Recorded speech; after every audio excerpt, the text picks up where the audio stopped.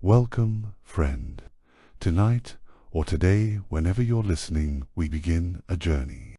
A peaceful, calm, and gentle exploration of a long and vast history.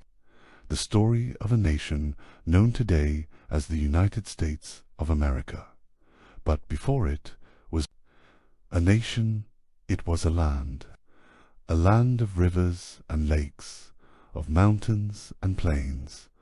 A land with countless peoples, with stories whispered in the trees, sung in the rivers, and remembered in the stars. This is not a tale of war and conquest. Not tonight. It is a journey of understanding, reflection, and quiet discovery. Let your shoulders drop. Let the muscles in your face soften. Take a slow breath in and out, and let us begin together. At the very beginning, before America, the first peoples long before the first European ships creaked across the Atlantic. Long before colonists spoke of freedom or independence, the land that would become the United States was alive with civilization. Historians estimate that the first humans arrived in North America at least 15,000 years ago, though some archaeological evidence suggests it may have been even earlier. Theories vary, but one widely accepted model is the crossing over the Bering Land Bridge Beringia, now submerged landmass that once connected modern-day Russia and Alaska during the last ice age.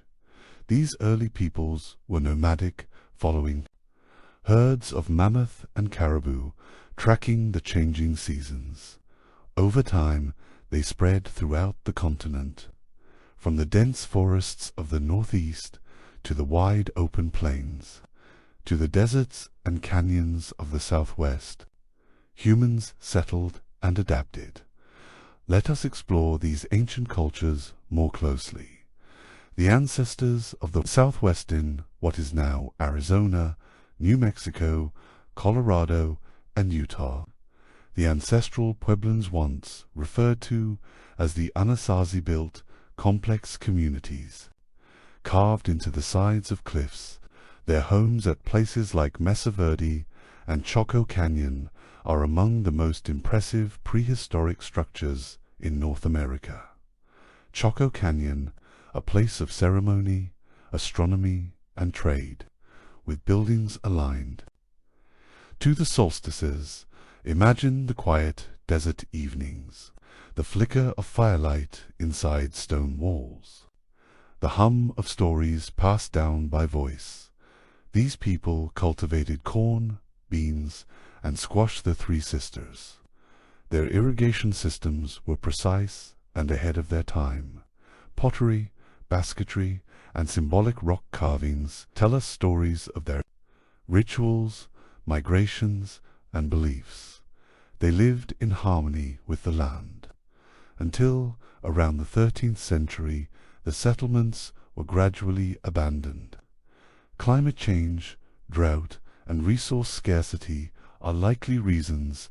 Their descendants include the modern Hopi and Zuni peoples, the mound builders of the Mississippi Valley.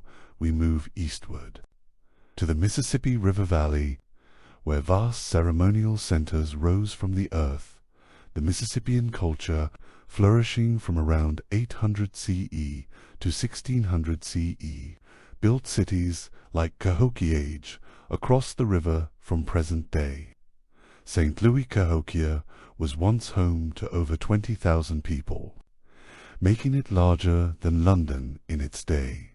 The centerpiece was Monk's Mound, a massive earthen structure rising 100 feet into the air. Nearby were temples, plazas, and wooden palisades. This society was rich in trade, spiritual practice, and agricultural innovation. They tracked celestial patterns, built palisades for protection, and created a network of villages and outposts. They farmed maize intensively and engaged in long-distance trade shells from the Gulf Coast, obsidian from the Rockies, and copper from the Great Lakes. Their cities eventually declined, likely due to environmental pressures and social upheaval. But their legacy endures. The woodlands and the eastern Tribesno, let's gently walk among the forests of the northeast dot here. The Iroquois Confederacy, known as the Haudenosaunee, emerged as one of the most sophisticated political alliances in the world. Founded well before European contact, the Iroquois League was made up of 5, and later 6 nations: the Mohawk, Oneida, Onondaga, Cayuga, Seneca, and later the Tusc, ROR. They lived in shared communal agriculture and practiced a democratic council system that some scholars believe influenced the later U.S. Constitution. Elsewhere, the Algonquin-speaking tribes, such as the Wampanoag, Lenape, and Pequot, lived in harmony with rivers and forests. They fished, hunted, and planted cornfields. They told stories by firelight. They honored spirits of the wind and water. Every tribe had its own customs, dialects, and spiritual practices, yet all shared a deep respect for the earth as a living, breathing force. The Great Plains and the West Farther West, we find the nomadic cultures of the Great Plains. The ancestors of the Sioux, Cheyenne, and Comanche roamed with the buffalo, an animal that provided food, shelter, tools, and spiritual meaning. These people were storytellers, warriors, and artists. They painted hides with scenes of valor, taught children through spoken word and songs, and lived according to the cycles of nature.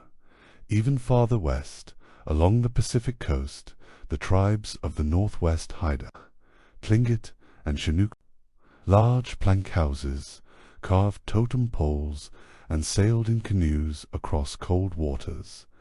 They fished for salmon, harvested berries and roots, and passed on creation stories through rich oral tradition. Let us now travel even deeper into the rhythms of the land and the rise of indigenous civilizations, continuing our gentle and patient journey through time. Life along the Great Lakes and the North Great Lakes region, with its vast freshwater seas and rich woodlands, nurtured a wide range of indigenous cultures. Tribes like the Ojibwe, Ottawa, and Potawatomi, often referred to collectively as the Anishinaabe. These shores, they navigated the lakes in birch-bark canoes, hunted deer and elk, and harvested wild rice in the fall. Wild rice, or manamin, was considered a sacred gift. It grew in still, shallow waters, its golden grains gathered by hand, with reverence and care. The seasons governed life: spring for sugaring the maple trees, summer for planting and fishing, autumn for harvesting, and winter for storytelling and reflection. Spiritual beliefs were woven into every part of life. The Anishinaabe spoke of the 7 grandfather teachings: wisdom, love, respect, bravery, honesty, humility, and truth. These teachings passed from elder to child, from generation to generation, with the world seen not as something to conquer, but as a sacred circle to be honored.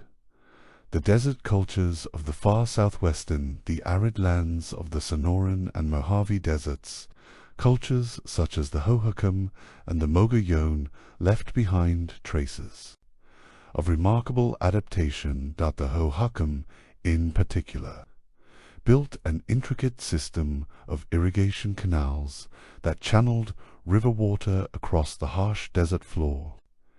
These canals extended for miles, turning barren landscapes into fertile farmland.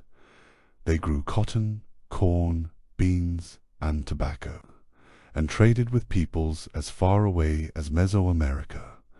The Mogollon people crafted exquisite pottery and pit houses, often nestled near canyon edges. Their artistry lives on in ceramic patterns that depict the flow of life waves, spirals, birds, and the sun.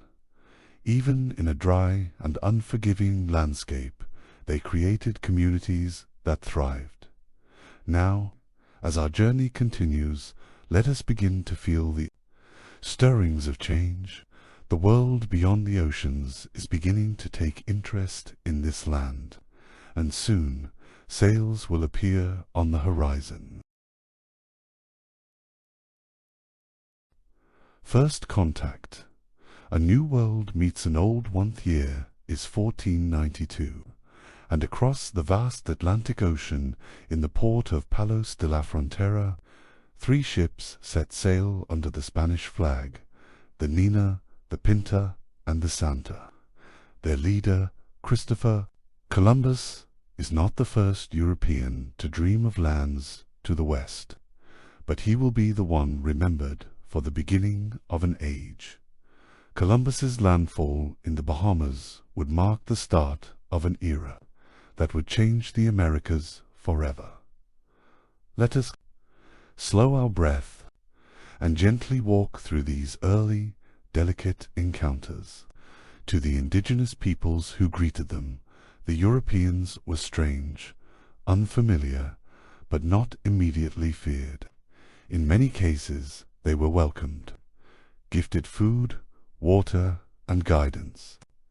But as more ships came and more people arrived, what began as contact became colonization. Disease swept through the native populations, illnesses never seen before. Smallpox, measles, and influenza tore through communities, sometimes killing entire villages in only a few weeks. Still, life continued. Tribes adapted, resisted, negotiated. The land remained sacred. In the wake of Columbus, other explorers followed. Gentle listener, let us drift now through these next waves of arrival. One by one, the Spanish in the south and west Spain, hungry for gold and glory, sent expeditions deep into the heart of the Americas. One of the earliest explorers to reach what is now the United States was Juan Ponce, who landed in Florida in 1513, naming it La Florida, the flowery land. Others followed. Hernando de Soto wandered through the southeast, Coronado through the southwest. They encountered resistance, wonder, and hardship. Alongside conquest came mission work. Spanish missionaries built missions churches, schools, and outposts throughout what is now California, Texas, New Mexico, and Arizona. Native peoples were often forced into labor, into conversion, into a world not their own. But still, they found ways to survive.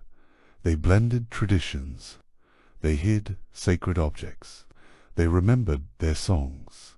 The Spanish influence would leave deep roots in the American Southwest, from language and architecture to religion and cuisine. Let's gently drift now to the early explorations of the Spanish, whose sails were among the first to appear along these unfamiliar shores. Spanish footprints not long after Columbus's voyage. More expeditions followed. Conquistadors, missionaries, and explorers set out to claim land, riches, and souls for the Spanish crowned out in 1513.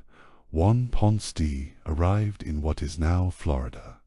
He named it La Florida, the land of flowers. He was searching, it is said, for a fountain of youth, but found instead a new chapter in the story of human contacts. The Spanish moved west and south into the Caribbean, Mexico, and Central America, and soon northward into what is now the American Southwest in 1540. Francisco de Coronado led an expedition from Mexico into the heart of the continent, seeking the fabled 7 cities of gold. He did not find gold, but his journey brought him into contact with many indigenous nations, Zuni, Hopi, and others. Where they walked, they often brought missionaries with them, friars in brown robes, carrying wooden crosses and Latin prayers. Missions were built places of worship and work intended to convert and settle. Native peoples dot in places like present-day New Mexico and California. These missions left deep footprints, both architectural and cultural. The Spanish introduced horses to the continent, animals that would transform native life on the plains, reshaping patterns of travel, hunting, and trade. But the cost of these early encounters was immense. Disease, forced labor, and cultural disruption followed in the Spanish wake. Still, the landscape remembered its people. Traditions persisted. Stories continued in quiet voices. Just beneath the surface, the seeds of colonies, England arise now. Let us shift our gaze eastward, across the sea, to the green hills of England. It is now the early 1600s.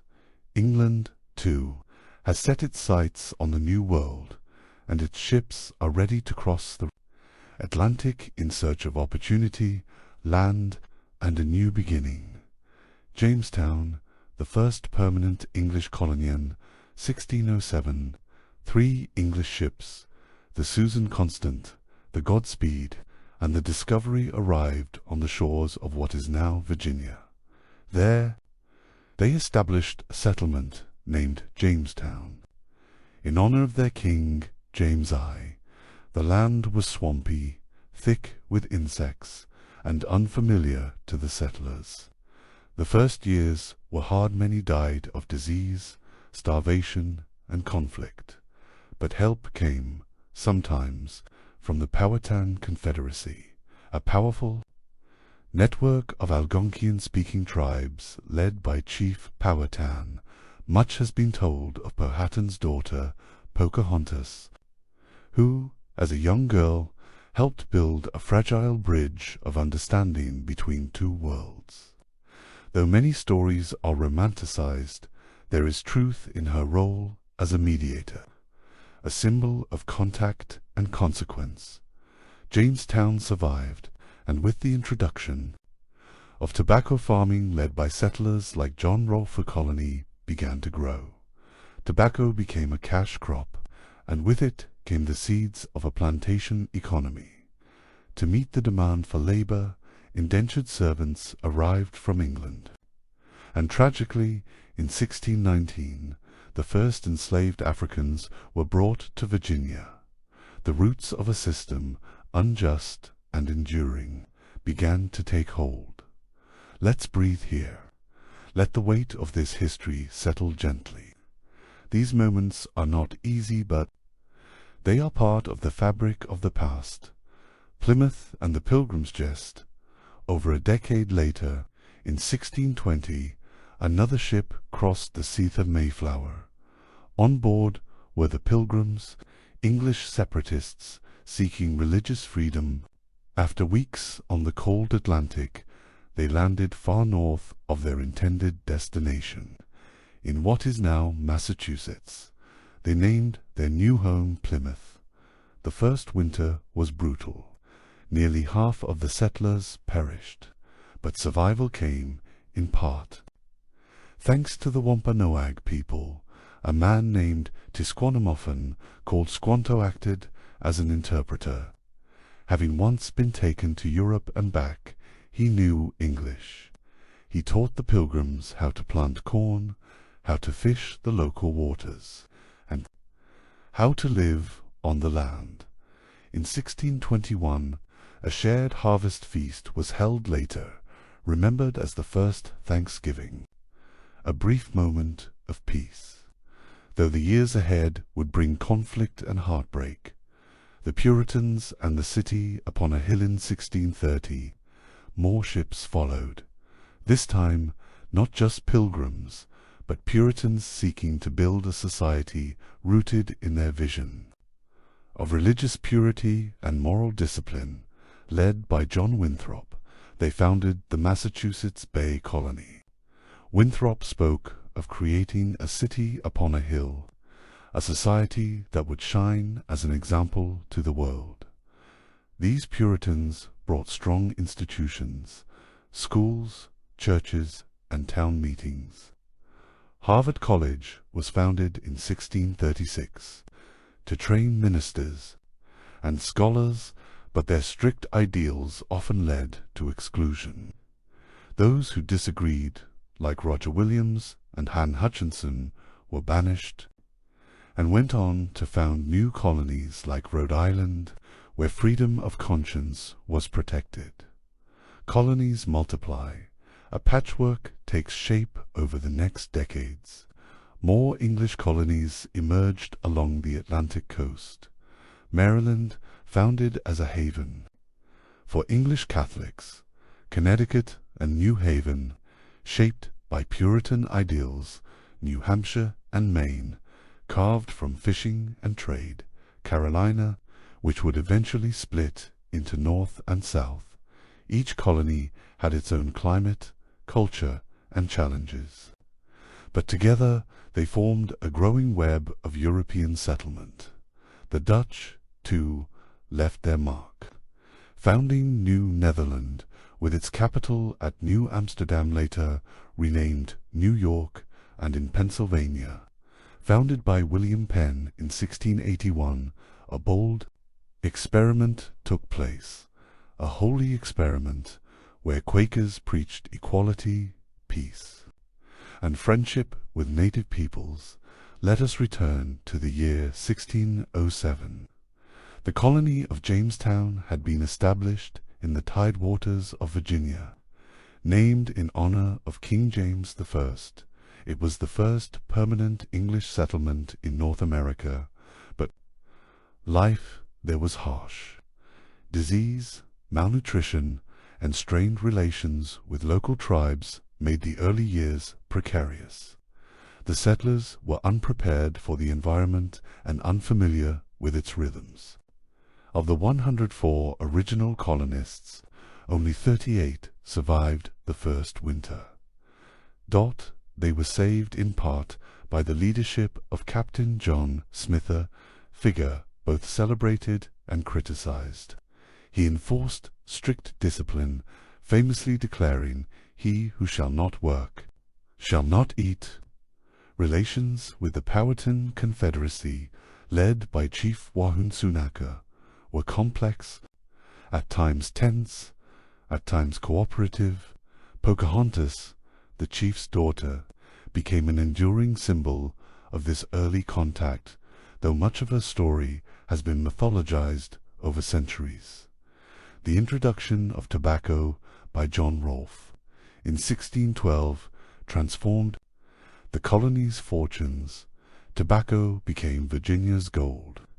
Its cultivation demanded vast tracts of land, and, increasingly, labor. By 1619, the first African captives arrived in Virginia, marking the beginning of a tragic and defining chapter in American history.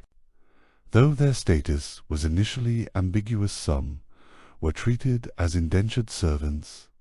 The system soon evolved into lifelong, hereditary chattel slavery. New England beckons. The Pilgrims and the Puritans let's now drift northward to the rocky shores of New England. On 1620, a small ship called the Mayflower crossed the Atlantic with 102 passengers aboard. These were the Pilgrims, separatists seeking religious freedom from the Church of England. They intended to land in Virginia, but the winds brought them to Cape Cod. There, in the cold November wind, they drafted the Mayflower Compacta Foundational document of self-governance, simple in language, profound in intent, a covenant to form a civil body politic. The winter was brutal. Nearly half of the pilgrims perished. But the following spring, with the help of native allies like Squantoa Patuxet Man, who had survived enslavement in Europe and returned, they planted crops and learned to live in this new land. In 1630, another wave of settlers arrived, this time Puritans, under the leadership of John Winthrop. They founded the Massachusetts Bay Colony with the vision of creating a city upon a hill, a beacon of righteousness for the world to see. Their society was deeply religious, communal, and governed by strict moral codes. But it was not tolerant. Of dissent, figures like Roger Williams and Anne Hutchinson were banished for their beliefs, leading to the founding of new colonies Rhode Island and parts of New Hampshire. The colonies multiply, a mosaic of belief and purpose as decades passed. More colonies were born, each with its own character. In Maryland, founded in 1632, Catholics found refuge in a Protestant world. In Pennsylvania, granted to William Penn. In 1681, Quakers built a society of tolerance, peace, and democratic ideals. The city of Philadelphia, the city of brotherly love, was its crown jewel. The Carolinas grew rich on rice, indigo, and enslaved labor.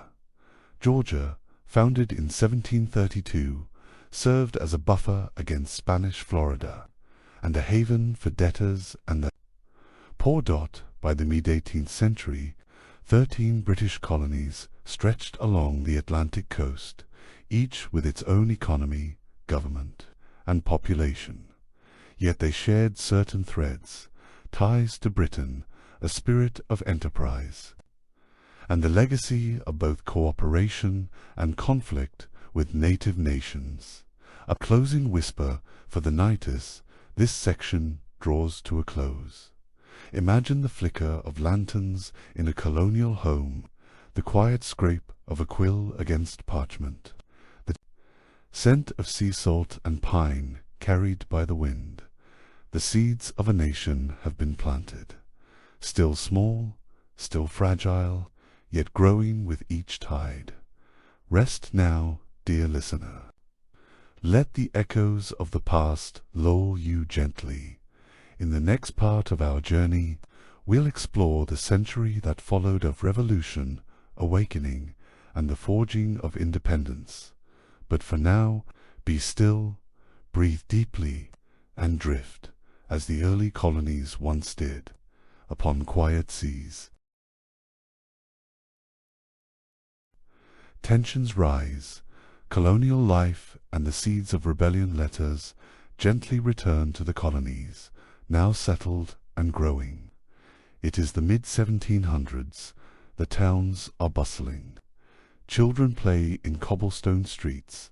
Markets brim with local goods grains, textiles, and handcrafted wares. Ships come and go from Boston Harbor, from Charleston, from Philadelphia. The colonies have matured. Families have roots now several generations deep. Some call this land home more strongly than they ever did England, and yet ties to the crown still hold fast.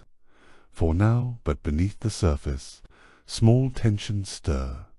The Enlightenment and the Great Awakening be candlelight and firelight colonists. Read the works of Locke, Montesquieu, and Rousseau.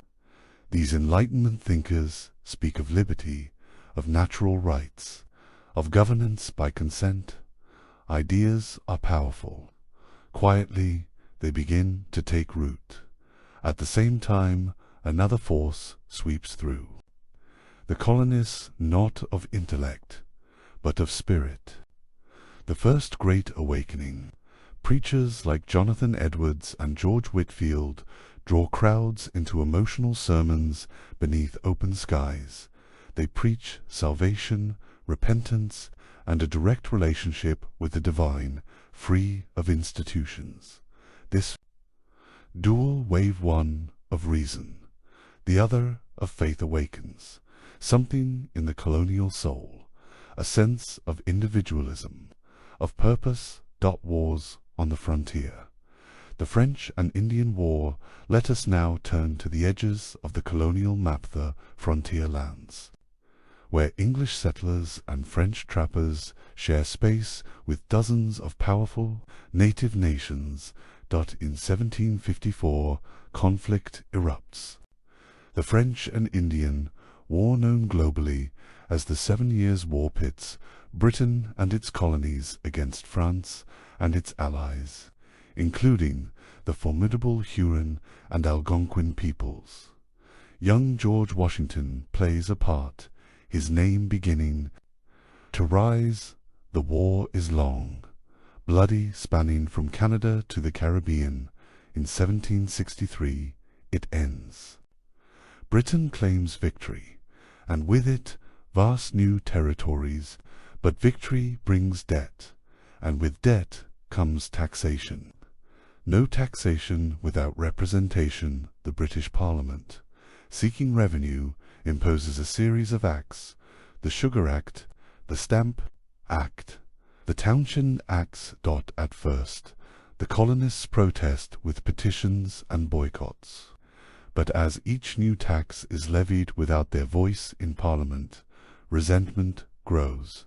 In Boston, a crowd gathers on a cold March evening in 1770. Snowballs fly, and then bullets. 5 colonists lie dead. The Boston Massacre becomes a rallying cry. Later, in 1773, men disguised as Mohawk warriors board British ships and dumped tea into the harbor, a protest that will echo through history. The British respond with the coercive acts. The colonists called them the Intolerable Acts, and in 1774 delegates from across the colonies gather in Philadelphia. The First Continental Congress is born. They do not yet speak of independence, but the winds are shifting. The shot heard round the world. April 1775, British troops march on Lexington and Concord to seize colonial arms militia. Farmers' minicamens stand in the dawn mist. A shot rings out. No one knows who fired first. The Revolutionary War has begun. Revolution, a nation's first breath for 8 long years. The colonies fight the most powerful empire on earth. There are great victories, Saratoga, where France joins the cause, and crushing defeats like the fall of Charleston. In winter they shiver at Valley Forge, wrapped in tattered blankets.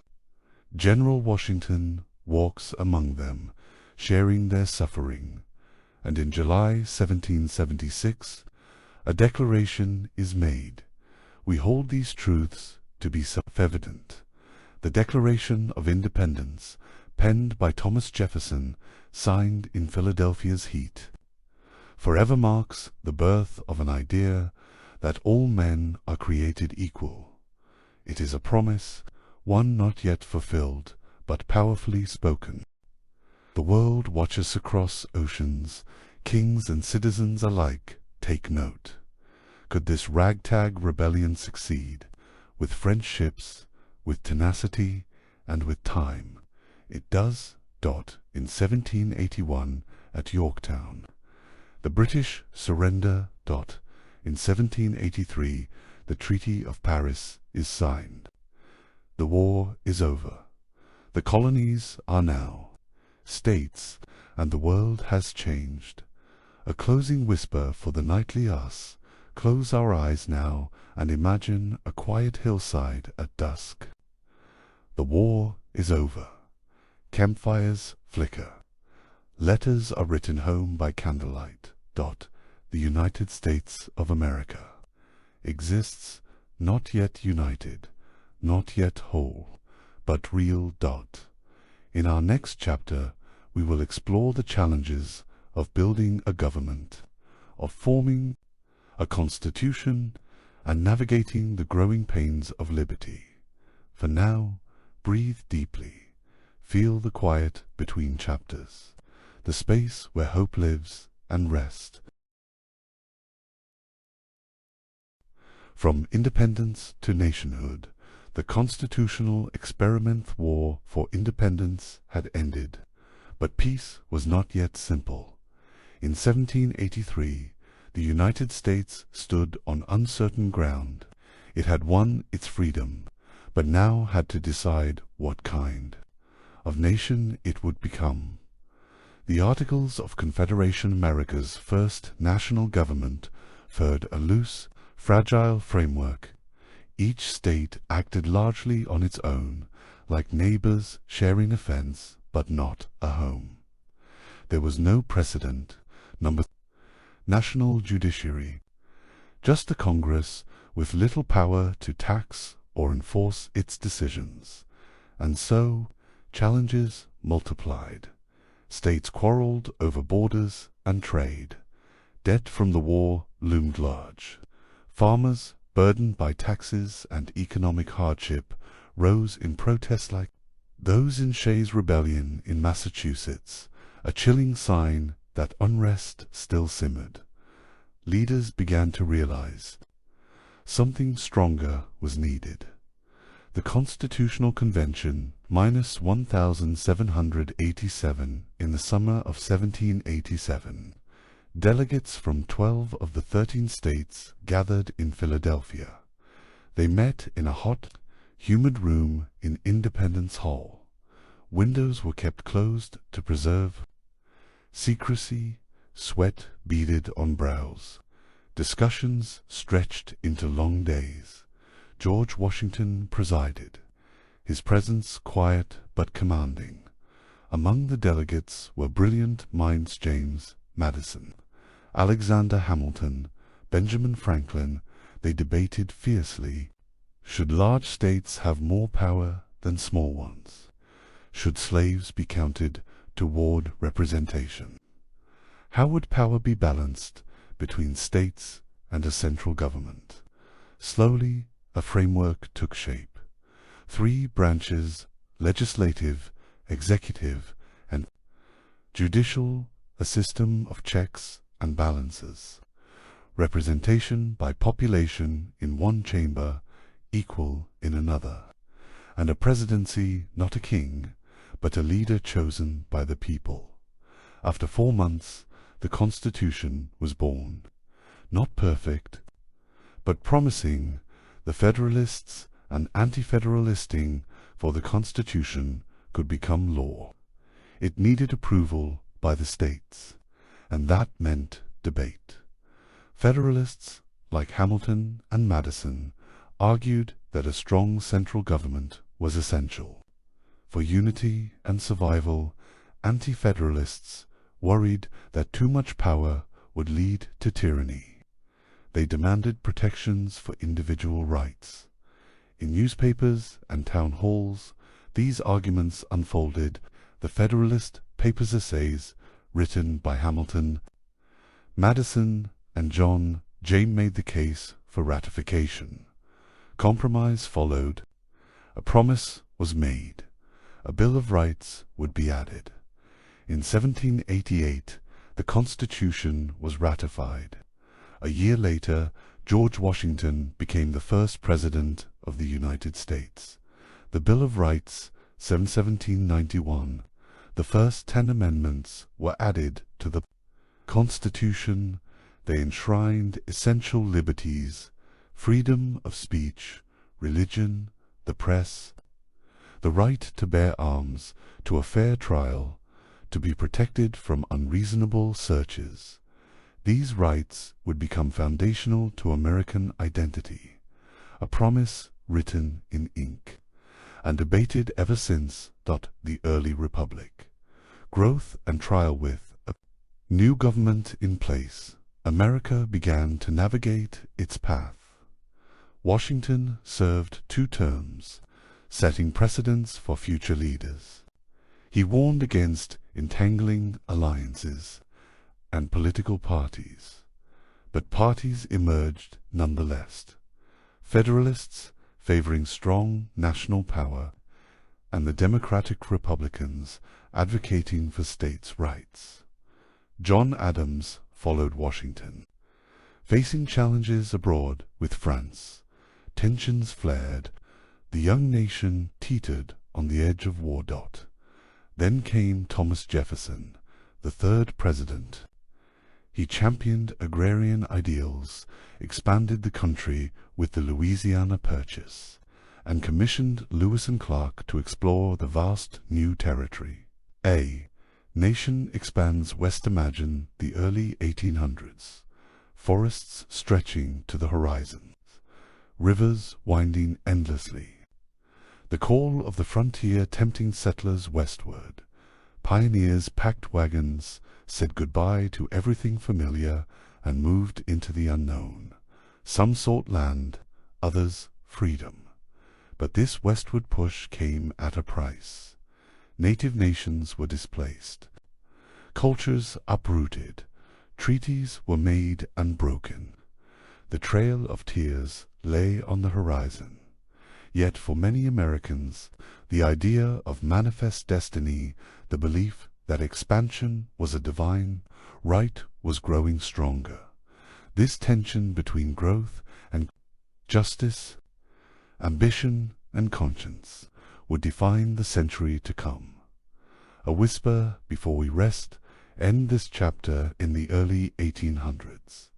A constitution now guides the land, a capital rises in Washington, D.C., a people grow in number and ambition. But questions remain about slavery, about unity, about the nation's soul. In the next part of our journey, we will explore these tensions as they grow, through conflict, reform, and the struggle for identity. For now, close your eyes, let history settle softly in your thoughts. You are resting. Among the early dreams of a still young nation. And tomorrow, we continue the growing storm, sectionalism, and social changes the 1800s unfolded. The United States grew not only in size, but in complexity. The nation expanded westward, built new cities, and embraced new technologies. But it also grew divided, especially over the issue of slavery. The North, with its factories, railroads, and growing cities, became increasingly industrialized. Immigration brought new voices, cultures, and labor into urban life. Many Northerners began to speak out against slavery, calling it a moral stain on the country's soul. Meanwhile, the South remained largely agrarian. Cotton ruled the economy, and that cotton depended on enslaved labor. Southern leaders defended slavery not just as an economic necessity, but as a tradition, a way of life, and so a chasm began to widen. The Missouri Compromise, 1820. One of the first major cracks in national unity came with Missouri's application for statehood. Would it entered the Union as a free state, or a slave state? After intense debate, Congress crafted a compromise. Missouri would be admitted as a slave state, and Maine would join as a free state, keeping the balance in the Senate. More importantly, a line was drawn across the Louisiana Territory. Above it, slavery would be banned. Below it, permitted. It was a temporary fix, not a solution. The Second Great Awakening, religion and reform. During this same period, a wave of religious revival swept across America. The Second Great Awakening, as it came to be known, ignited passionate sermons and mass conversions. Tent meetings, itinerant preachers, emotional, communal expressions of faith. But its effects reached beyond the pews. It inspired movements.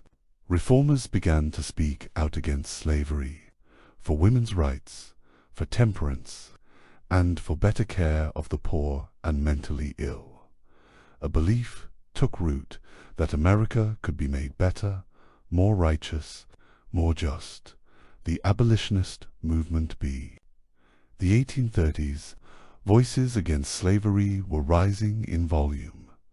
William Lloyd Garrison published The Liberator, demanding immediate emancipation. Frederick Douglass, once enslaved, spoke with unmatched power and clarity. His words pierced consciences and echoed through lecture halls. Harriet Tubman led enslaved people to freedom on the Underground Railroad, a secret network of safe houses and allies. Each act of defiance, each word spoken, added fuel to the national fire. Texas, war, and more land. Meanwhile, America's eyes turned westward again. Texas, once part of Mexico, declared independence in 1836. Soon after, it joined the United States Act that helped spark war with Mexico. The Mexican-American War, fought from 1846 to 1848, ended with the Treaty of Guadalupe Hidalgo. The U.S. gained vast new territory land that would become California, Arizona, New Mexico, and more. But again, the same question emerged. Would these new lands allow slavery? The Compromise of 1850 and the Fugitive Slave Act, with new states entering the Union. Tempers flared once more. The Compromise of 1850 sought to hold the Union together. California would enter as a free state.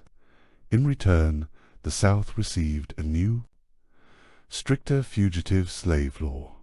This law required citizens even in free states to assist in capturing runaway enslaved people. It shocked many in the North and energized the abolitionist cause. Tension tightened like a bowstring. Bleeding Kansas and John Brown in 1854, the Kansas-Nebraska Act let new territories decide the slavery question for themselves. The result was chaos. In Bleeding Kansas, pro-slavery and anti-slavery settlers clashed violently. Towns were raided. People died. The issue would not be settled with votes. Then came John Brown, fervent abolitionist. In 1859, he led a raid on the Federal Armory at Harper's Ferry, hoping to ignite a slave uprising. He failed. He was captured, tried, and hanged. But in death he became a martyr to some, a warning to others. A nation on the brink. By the end of the 1850s, the nation seemed ready to tear apart. Political parties fractured. Emotions burned hot in editorials, speeches, and pulpits. Families were divided not just by geography, but by belief. Then came an election, and a new leader. In 1860, Abraham Lincoln was elected president. He had pledged not to end slavery where it already existed, but to stop its spread. That, for many in the South, was unacceptable. Before Lincoln could even take office, Southern states began to secede from the Union. The long smoldering conflict had reached its breaking point, and soon the nation would be at war with itself. A whisper before we rest end this part on the eve of a great trial. Storm clouds gather, friend turns against friend. The dream of unity, once so bright, is dimmed by fear and fury. But still there are voices of courage, of hope, of principle. In our next chapter, we will walk softly through the Civil War, through its sorrow, through its sacrifice, through the struggle to redefine what it means to be American. For now, close your eyes, breathe, slowly. Let the stories settle, and rest in the memory of a nation torn but not yet broken. A house divided, the Civil War begins. It is now 1861. The Union and the Confederacy face each other across a widening gulf. The Southern states, having seceded from the Union, formed their own government, the Confederate States of America. Their president is Jefferson Davis. Their belief that secession is a constitutional right, that the federal government has no authority to interfere with their institutions, including slavery in the North. Abraham Lincoln becomes president. He speaks of unity, of preserving the Union at all costs. He is calm but resolute. In April, the first shots are fired. At Fort Sumter, a federal stronghold in South Carolina, Confederate forces open fire. After hours of bombardment, the Union garrison surrenders. There are no casualties. Yet, but a line has been crossed. The Civil War has begun. Mobilizing for war. Both sides believe the war will be short. Young men rush to enlist. Flags are waved. Songs are sung. Each side believes it is fighting for honor, for rights, for its way of life. But war does not move quickly, nor cleanly. The North, larger in population and industry, holds an economic edge. Railroads, manufacturing, a navy. The South, however, has skilled generals, a strong military tradition, and the advantage of fighting on home ground. The first major battle Bull Run ends in a chaotic Union retreat. It becomes clear this will not be over in weeks. The bloodiest, conflictest months pass into years. Battles rage across fields and rivers. Names that once meant nothing become etched in sorrow. Antietam, the single bloodiest day in American history. Gettysburg, a turning point where thousands fall beneath cannon, smoke, and rifle fire. Shiloh, Fredericksburg, Chickamauga, Vicksburg. Men sleep in mud. They write letters home. They eat hardtack and salt pork. They fight and fall far from home. Over 600,000 lives will be lost before it ends. Emancipation, 1863. Lincoln issues the Emancipation Proclamation. It declares that all enslaved people in Confederate-held territory are free. It does not end slavery nationwide. That would take more time, but it transforms the war. Now, it is not just a war for Union, but a war for freedom. African Americans joined the Union Army. Over 180,000 will serve by war's end. They fight for a country that has long denied them rights, but in doing so, they lay claim to the future. Life during wartime farms and in cities. The war touches everyone. Women take on new roles, running businesses, tending farms, serving as nurses. Clara Barton, later founder of the American Red Cross, tends to the wounded near the front lines. Children grow up too quickly. Food becomes scarce. Paper money loses value. Cities like Richmond and Washington become hubs of activity, bursting with refugees and soldiers. The war reshapes daily life. Gettysburg and the power of words. In July 1863, the Union claims a pivotal victory at Gettysburg. The cost is immense, over 50,000 casualties. Months later, Lincoln travels there to dedicate a cemetery. His speech is short, just a few minutes. 47 years ago, he speaks of liberty, of government by the people, of a new birth of freedom. His words echo across time. Toward the end, Sherman's march and the fall of the Southers, the war drags on. Union forces adopt a strategy of total war. General William Tecumseh Sherman leads a march from Atlanta to the sea, destroying railways, crops, and infrastructure. The aim to break the South's will to fight. Meanwhile, General Ulysses S. Grant presses southward, engaging Lee's army in brutal campaigns. By April 1865, Richmond falls. The Confederate capital is in Union hands at Appomattox Courthouse. Robert E. Lee surrenders to Grant. The war is over. A nation real cost is staggering. Over 500,000 dead. Cities in ruins. Families shattered. Just days after the surrender, tragedy strikes again. On April 14, 1865, Abraham Lincoln is shot at Ford's Theater. He dies the next morning. The nation mourns, a leader gone, a country aching. But even in grief there is resolve. The Union is preserved. Slavery is ending. A new chapter must begin. A whisper before we wrestly the quiet settle.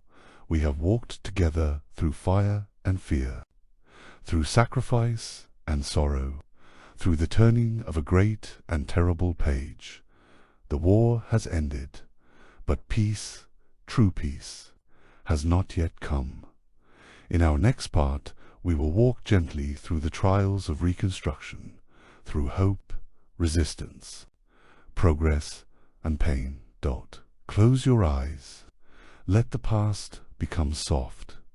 Breathe slowly and sleep, if you wish, in the memory of a nation rebuilding. Rebuilding a nation, Reconstruction begins. Year is 1865. The cannons have fallen silent. Smoke no longer rises from shattered towns, but the air is still thick with tension, uncertainty, and loss. The Union has been preserved.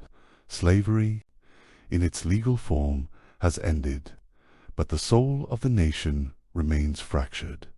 Reconstruction is the name given to this time. But what does it mean to rebuild a people, to reknit a torn fabric, to learn to live together again? The Freedmen's Bureau and early hopes. In March of 1865, Congress creates the Freedmen's Bureau, a government agency designed to help newly freed African Americans transition from slavery to freedom. It offers food, clothing, legal support, and education. Imagine men and women, once enslaved, now sitting in classrooms for the first time, holding books, learning letters, writing their names. Some begin to farm their own land. Others seek family members lost to slavery. Whole communities begin to bloom. It is a time of hope, but also resistance. Presidential versus congressional Reconstruction. President Andrew Johnson, who succeeded Lincoln after the assassination, favors a lenient approach. He grants pardons to many former Confederates. He allows Southern states to rejoin the Union with minimal conditions. Radical Republicans in Congress, however, believe in stronger protections for Black Americans. They demand loyalty. They demand justice. A clash begins. Congress pushes forward the Reconstruction Acts. These divide the South into military districts, require new state constitutions, demand ratification of the 14th Amendment. The amendments bold and vital grants citizenship to all born in the U.S. and guarantees equal protection under the law. It is a momentous shift. The rise of black leadership. The first time African Americans hold political power in state legislatures. In Congress, men like Hiram Revels and Blanche K. Bruce become U.S. senators. Others serve as justices. Sheriffs, mayors. Churches become centers of political life. Schools become sanctuaries of progress. But backlash grows. White supremacist groups, notoriously, the Ku Klux Klan, rise in the shadows. They use fear, violence, lynching to silence the voices of freedom. Still, communities persevere. Impeachment and political battleson. 1868, President Johnson is impeached by the House of Representatives. The charge violating the Tenure of Office Act. But beneath that, a deeper political rift. The Senate trial ends one vote short of removal. The presidency survives, but Reconstruction becomes ever more embattled. In 1869, Ulysses S. Grant Union, war hero, becomes president. He supports Reconstruction, uses federal troops to protect black citizens, and pushes back against the Klan. But the North's resolve begins to fade. Economic hardships and the southern responsive South, devastated by war, struggles to recover. Plantations are gone, wealth erased, infrastructure in ruins. Sharecropping becomes common system where freedmen farm land they do not own in return for a share of the crop. But it often leads to debt, dependency, and exploitation. Southern leaders, former Confederates, seek to reassert control. Black codes evolve into Jim Crow laws. Legal segregation begins to take hold. Though slavery is gone, a new system of racial control emerges. The end of Reconstruction, 1877. Reconstruction comes to an official close. The presidential election of 1876 ends in dispute. A compromise is struck. Republican Rutherford B. Hayes becomes president.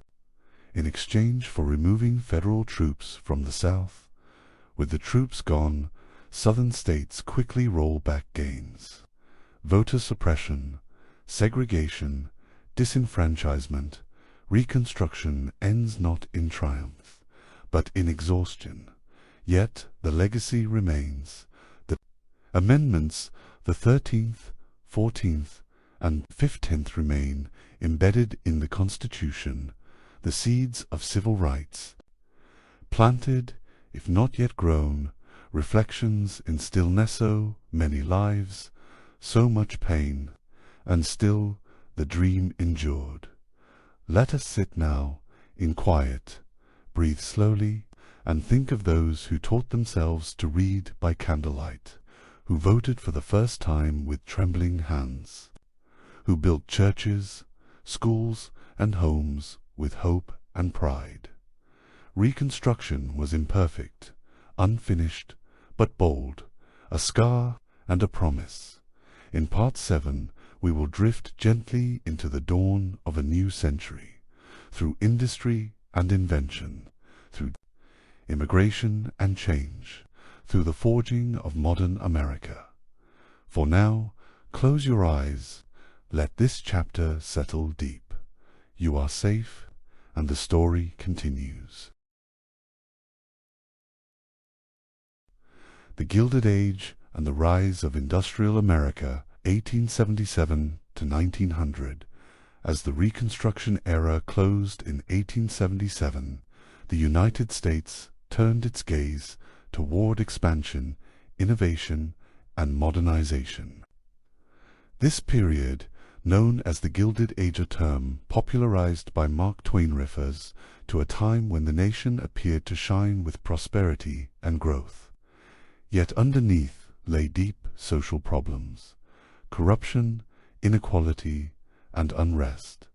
Industrialization and the Second Industrial Revolution between the late 19th and early 20th centuries, America experienced what is known as the Second Industrial Revolution.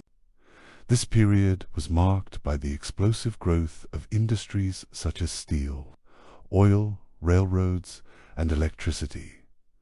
In Pittsburgh, Andrew Carnegie's steel empire rose, fueled by the Bessemer process. Steel became the backbone of new cities used in bridges, skyscrapers, and railroads.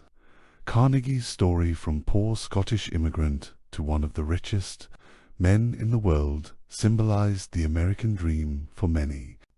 But his monopoly also exposed the darker side of unregulated capitalism in Cleveland and then across the country. John D. Rockefeller's Standard Oil Company dominated oil refining. By the 1880s, he controlled over 90% of the United States. Oil industry. His methods horizontal integration, secret railroad rebates, and trusts created vast personal wealth, but raised public outcry against monopolies. Meanwhile, railroads connected the continent from coast to coast. The completion of the first transcontinental railroad in 1869 was only the beginning. By the 1890s, 5 major lines linked the East and West, enabling the rapid movement of goods, people, and ideas. This transportation network accelerated Western settlement and opened new markets. Electricity also transformed American life. Thomas Edison's invention of the practical electric light bulb in 1879 and the spread of electrical power reshaped cities and homes. Urbanization and the rise of the modern city with industrial growth came urban growth. Between 1860 and 1900, the urban population of the United States tripled. Cities like New York, Chicago, and Philadelphia swelled with new factories, tenements, and neighborhoods. Cities became centers of opportunity, but also overcrowding, disease, and poverty. Immigrants poured in from Europe, particularly from Southern and Eastern Europe. Italians, Poles, Jews, Greeks, and many others arrived by the millions through ports like Ellis Island in New York Harbor. These immigrants brought labor and culture, but also faced discrimination and hardship. Many worked long hours in unsafe factories for low wages, lived in cramped housing, and were often scapegoated during economic downturns. Reformers such as Jane Addams responded with social innovations. Addams' Hull House in Chicago became a model for settlement houses community centers that offered education, child care, and health care to the poor. Labor movements and class conflicts growth of big business led to the rise of organized labor. Workers formed unions to demand better wages, safer conditions, and reasonable hours. The Knights of Labor, founded in 1869, sought to unite all workers regardless of race, gender, or skill level. They advocated for an 8-hour workday, child labor laws, and workplace safety. Later, the American Federation of Labor, AFL, led by Samuel Gompers, took a more pragmatic approach, focusing on skilled workers and concrete economic gains. These labor movements often met fierce opposition. Strikes were common and sometimes violent. The Great Railroad Strike of 1877 paralyzed rail traffic and led to deadly clashes with militia forces. The 1886 Haymarket Affair in Chicago, a protest for labor rights, ended in a bombing and a national backlash against organized labor.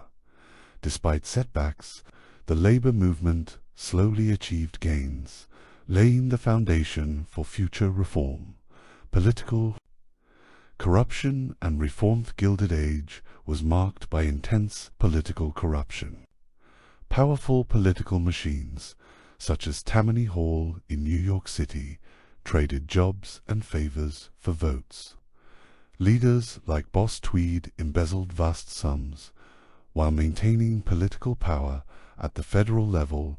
The spoils system dominated politics where elected officials rewarded loyal supporters with government jobs, regardless of qualifications. In response, reformers pushed for change. The assassination of President James Garfield in 1881 by a disgruntled office seeker shocked the nation and led to the Pendleton Civil Service Act of 1883, which created a merit-based system for federal employment. Journalists, known as muckrakers, exposed corruption and corporate abuses. Ida Tarbell's investigative reporting on Standard Oil and Jacob Riis's photography in How the Other Half Lives raised public awareness and inspired social reform. Populism and the agrarian revolts. While cities and industry expanded, rural America faced hardship. Farmers were hit by falling crop prices, rising debt, and exploitative railroad practices. In response, they formed organizations such as the Grange, the Farmers' Alliances, and ultimately the Populist Party. The Populists called for the direct election of senators, a graduated income tax, government regulation of railroads, and the free coinage of silver to increase the money supply.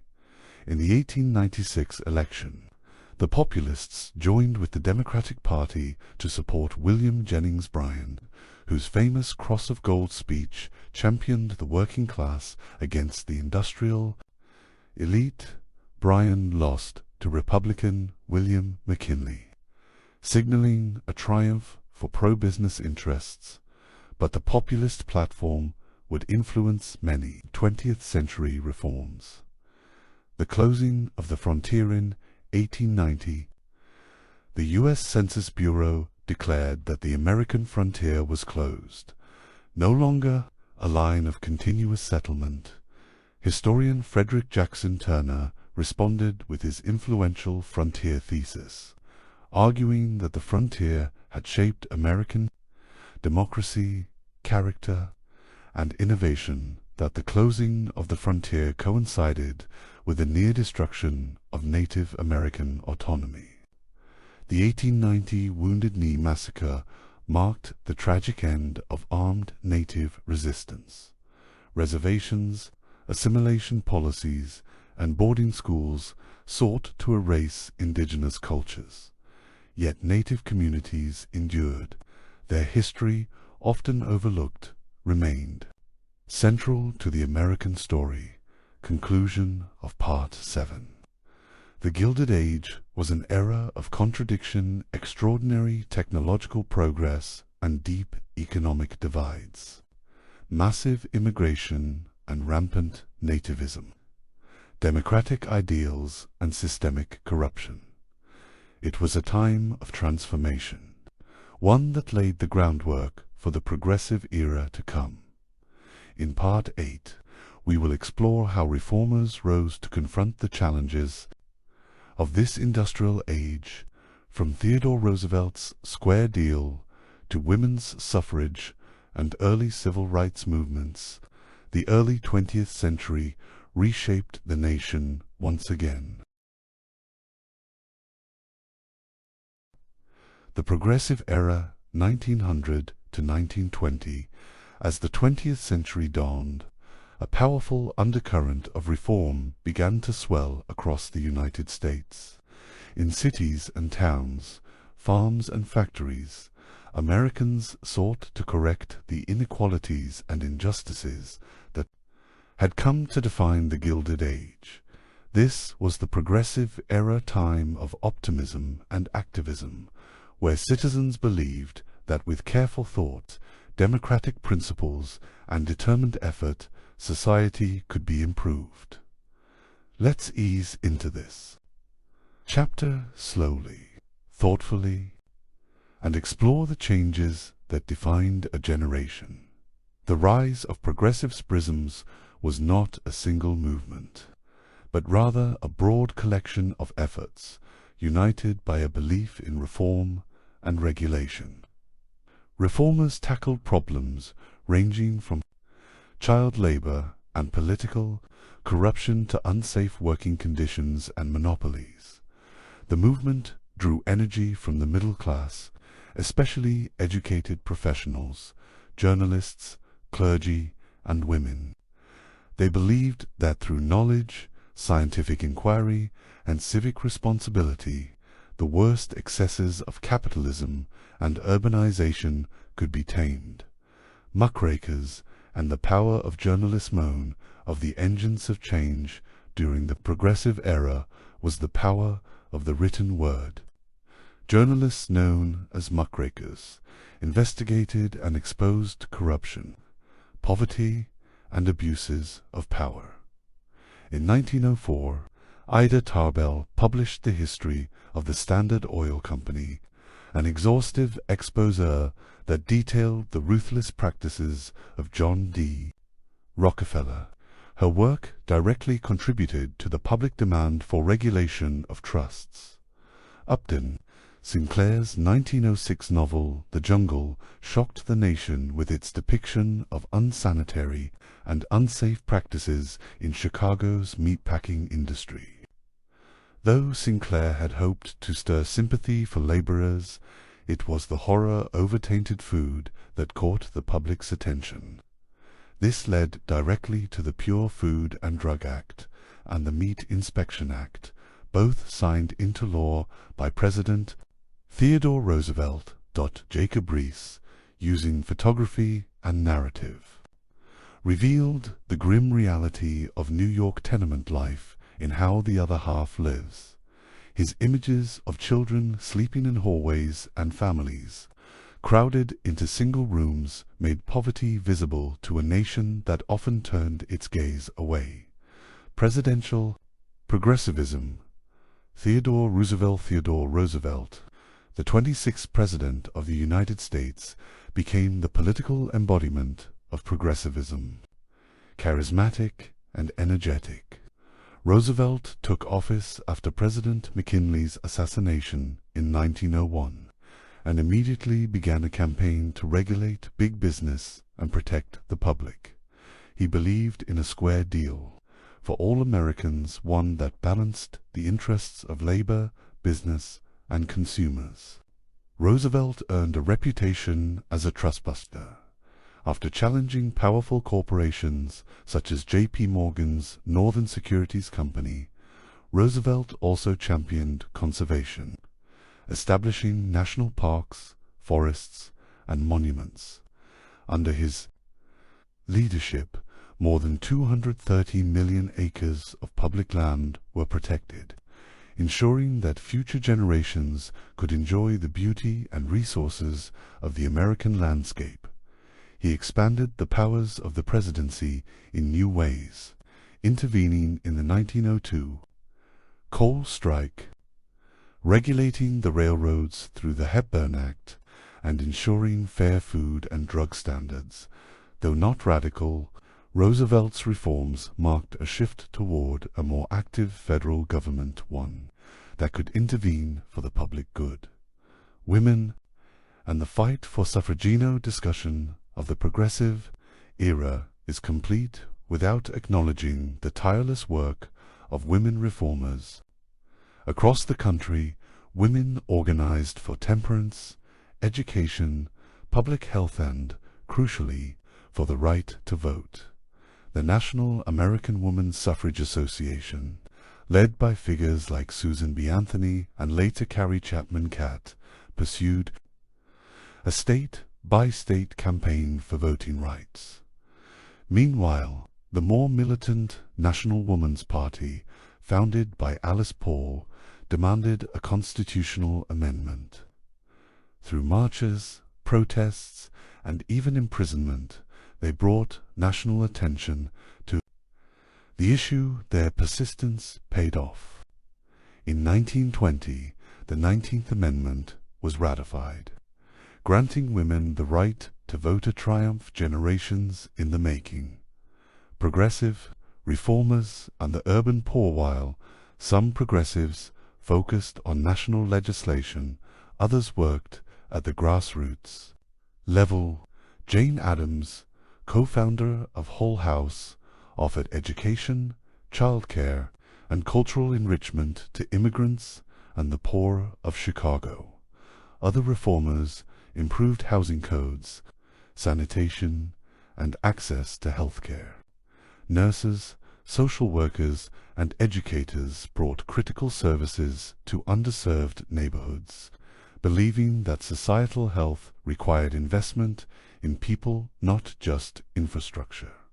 African Americans and progressive exclusion despite its ideals, the progressive era did not extend its reforms equally. African Americans continued to face systemic discrimination, segregation under Jim Crow laws, and rampant violence, most tragically expressed in lynchings and race riots. In 1909, a group of black and white activists, including W.E.B. Du Bois, founded the National Association for the Advancement of Colored People, the NAACP. Their aim was to secure legal rights and challenge segregation in the courts. Du Bois advocated for immediate civil rights and higher education for African Americans. Differing sharply from Booker T. Washington, who emphasized vocational training and economic self-reliance as a gradual path to equality. The early 20th century saw the beginning of a long and ongoing civil rights struggle, one that would intensify in the decades to come. World War I and America's role on the world stage, 1914 to 1919, as progressivism transformed the domestic landscape. Events abroad drew the United States into a conflict unlike any before. World War I, also called the Great War, began in 1914 with the assassination of Archduke Franz Ferdinand. Europe erupted into a brutal war involving trench warfare, chemical weapons, and unprecedented destruction. Initially, the U.S. remained neutral. President Woodrow Wilson, elected in 1912 on a platform of reform and peace, urged Americans to be impartial in thought as well as action, but neutrality proved difficult. Path to war. Several events turned American opinion toward intervention. The sinking of the British ocean liner Lusitania in 1915, which killed 128 Americans, stirred outrage. Germany's policy of unrestricted submarine warfare, attacking ships without warning, threatened American lives and commerce.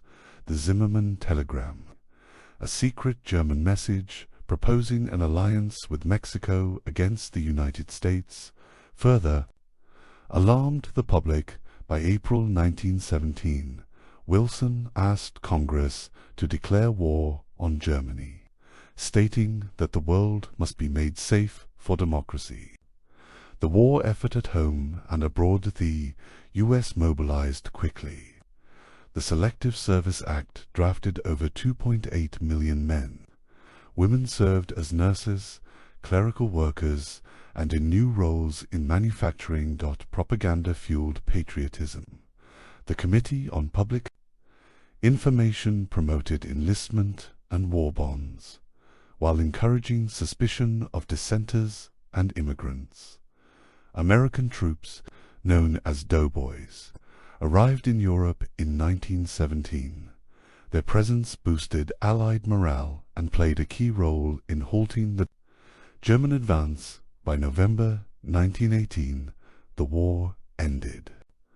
Over 100,000 Americans had died, but the Allies emerged victorious. The Treaty of Versailles and Wilson's vision. President Wilson sought to shape the post-war world with his 14 points a plan, emphasizing self-determination, free trade, and a League of Nations to prevent future wars. At the Paris Peace Conference, however, Wilson faced opposition from Britain and France, who demanded harsh penalties for Germany. The resulting Treaty of Versailles imposed heavy reparations on Germany, redrew borders, and sowed resentment that would contribute to future conflict. Home. The U.S. Senate rejected the treaty and refused to join the League of Nations, marking a retreat into isolationism, the Red Scare, and social upheaval. Years were marked by unrest, fear of communism, fueled by the 1917 Russian Revolution, led to the first Red Scare. Raids, deportations, and suspicion targeted immigrants and radicals. Labor strikes spread across industries. Race riots erupted in cities like Chicago as black veterans returned home demanding equal rights and were met with violence. The Spanish flu pandemic of 1918 killed more Americans than the war itself, bringing grief and fear to communities already reeling, and yet, through turmoil, the nation prepared to enter a new era, the Roaring Twenties. The Progressive Era and the First World War marked a time of awakening. The nation grappled with its identity-balancing reform at home and power abroad. Women's suffrage, labor laws, food safety, and civil rights had entered the national dialogue. The United States had emerged as a global force, but at great cost.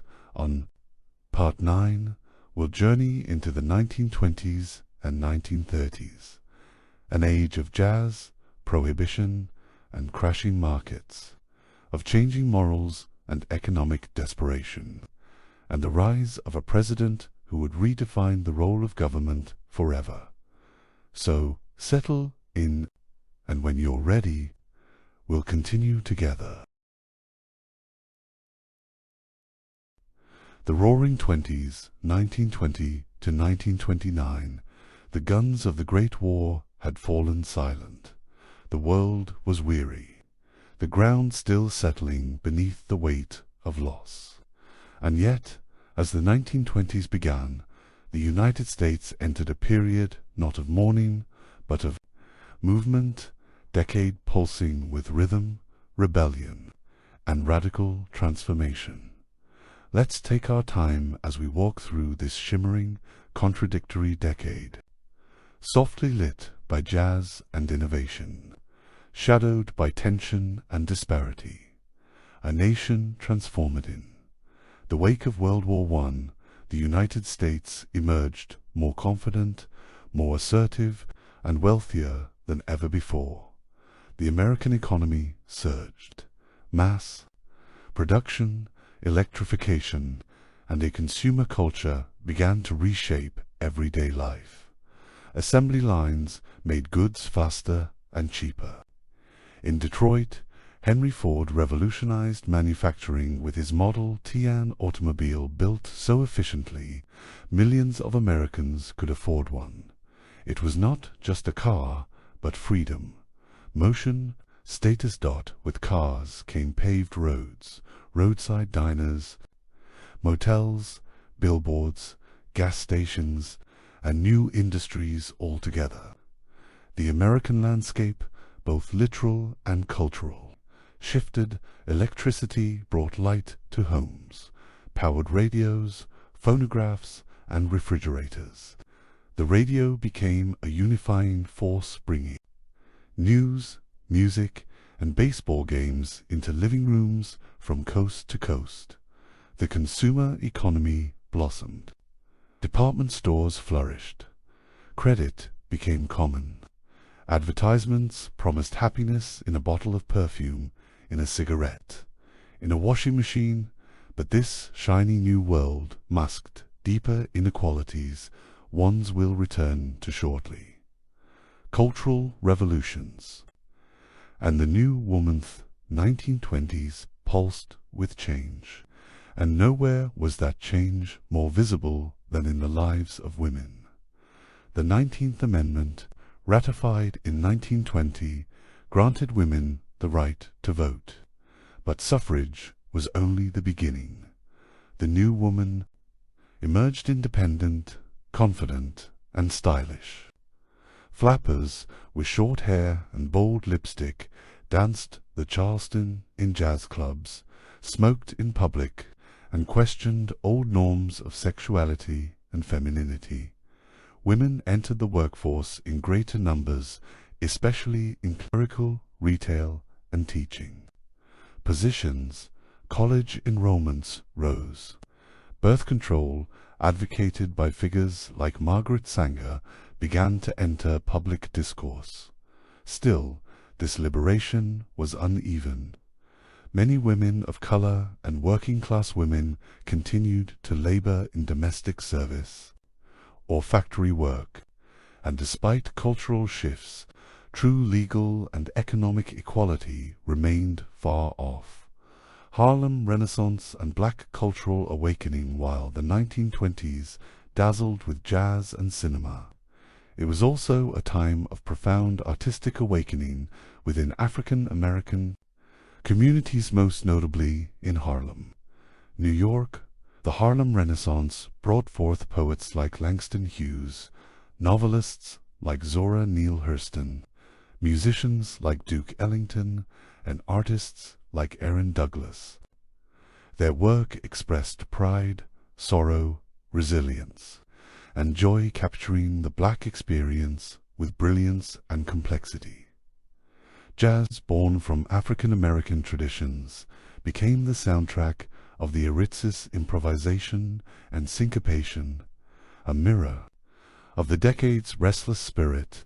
But the Harlem Renaissance was more than music and poetry. It was a declaration, a challenge to stereotypes, a demand for recognition, prohibition, and the volatile cocktail of reform. In 1920, the 18th Amendment took effect, banning the manufacture, sale, and transportation of alcohol. It was the beginning of prohibition, a well-intentioned reform born from temperance movements, but one that quickly gave rise to unintended consequences. Illegal bars or speakeasies flourished. Organized crime exploded. Figures like Al Capone built empires around bootlegging. Police and politicians were bribed, and violence became common in cities like Chicago. Rather than purifying society, prohibition exposed the difficulty of legislating morality. It created a culture of hypocrisy. Drinking went underground, but never stopped. Nativism, immigration, and the rise of the clan beneath the glamour of the 1920s lay deep undercurrents of fear of the foreign, the unfamiliar, and the changing. After World War I, a surge of nativism took hold. The Emergency Quota Act 1921 and Immigration Act of 1924 drastically restricted immigration, especially from Southern and Eastern Europe. These laws reflected racist and xenophobic ideospheres that new immigrants threatened American identity. Simultaneously, the Ku Klux Klan experienced a disturbing resurgence. No longer confined to the South, the Klan now spread into the North and Midwest, preaching hatred against not just African Americans, but Jews, Catholics, and immigrants. They held marches in Washington, D.C., with burning crosses and white robes, not in secret, but in plain daylight. Though their power would again decline by the end of the decade, the scars of their message endured. Science, Religion, and the Scopes Trial, 1925, a Tennessee teacher named John Scopes was put on trial for teaching evolution in violation of state law. What followed was the famous Scopes monkey trial courtroom. drama that captured national attention. The trial pitted science against religious fundamentalism, with famed lawyer Clarence Darrow defending Scopes and three-time presidential candidate William Jennings Bryan arguing for the prosecution, though Scopes was found guilty and fined.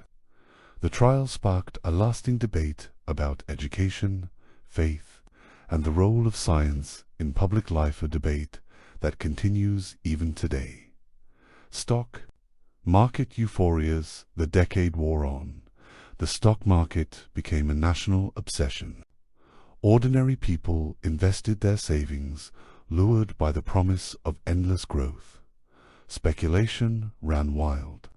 By now, pay later wasn't just for toasters and radios, it applied to stocks too. Buying on margin, where investors paid only a fraction upfront, created a fragile financial bubble. But bubbles always burst. The Great Depression, 1929 to 1939. The crash came suddenly, but the signs had been there. On October 29, 1929, Black Tuesday, the stock market collapsed. Billions of dollars vanished in hours. Banks failed. Businesses shuttered. Unemployment skyrocketed. It was not a brief downturn. It was a chasm. The Human Cosby, 1933, 1 in 4 Americans was out of work. Breadlines stretched down city blocks. Families lost their homes. Children went hungry. Farmers in the Midwest faced not only economic hardship but ecological disaster. The Dust Bowl, caused by poor farming practices and severe drought, turned once productive soil into choking clouds of dust. Entire communities in Oklahoma, Texas, Kansas, and beyond were uprooted. These Okies, as they came to be called, migrated west in search of workathon, finding only discrimination and meager wages. Hoover's response and public anger. President Herbert Hoover, in office when the crash occurred, believed in voluntary cooperation and limited government intervention. He feared that direct relief would undermine individual initiative. But as the crisis deepened, his measures, such as the Reconstruction Finance Corporation, fell short. Homeless encampments, nicknamed Hoovervilles, sprang up across the country. In 1932, thousands of WWI veterans, known as the Bonus Army, marched on Washington to demand early payment of promised bonuses. Hoover ordered their removal by force, damaging his already faltering image. That same year, voters overwhelmingly elected Franklin Delano Roosevelt, promising a New Deal for the American people. Conclusion of Part 9. The 1920s dazzled, danced, and dreamed, but ended in despair. The decade's energy, excess, and contradictions gave way to the sobering reality of economic collapse. In Part 10, we'll explore how Franklin D. Roosevelt's leadership and the sweeping programs of the New Deal sought to rescue the nation from ruin. We'll watch the U.S. redefine the relationship between government and citizens, and prepare slowly, unknowingly, for a second, even greater world war. So take a breath, settle in, and we'll continue soon. The New Deal on America's recovery, 1933 to 1941. The nation had reached its lowest point. Unemployment was soaring. Breadlines stretched for blocks. Entire regions of the country, like the Dust Bowl, were choked by drought, dust, and despair. The promise of the American dream seemed distant, faded, and then came a voice, calm, confident, and clear from the radio. "My friends," said Franklin Delano Roosevelt, "the only thing we have to fear is fear itself. the first 100 days in March 1933, Roosevelt took office and launched what would become known as the New Dealer sweeping series of programs, reforms, and public works aimed at restoring faith in the American system. Within his first 100 days, Roosevelt signed 15 major laws.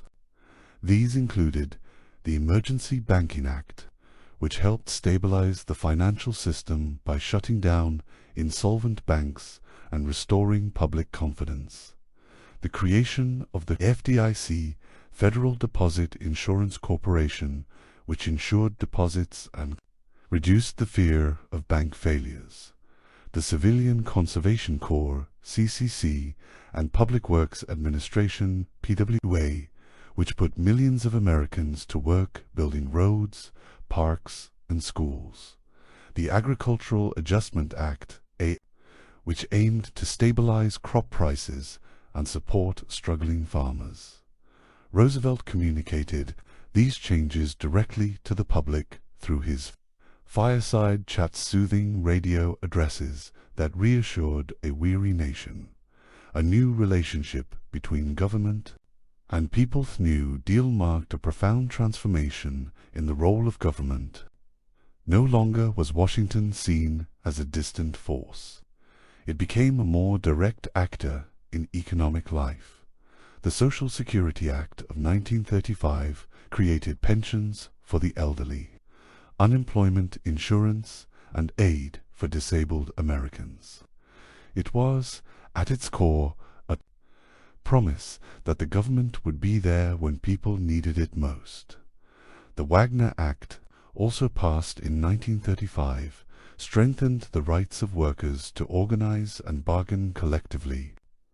Labor unions gained power, and the balance between workers and corporations began to shift.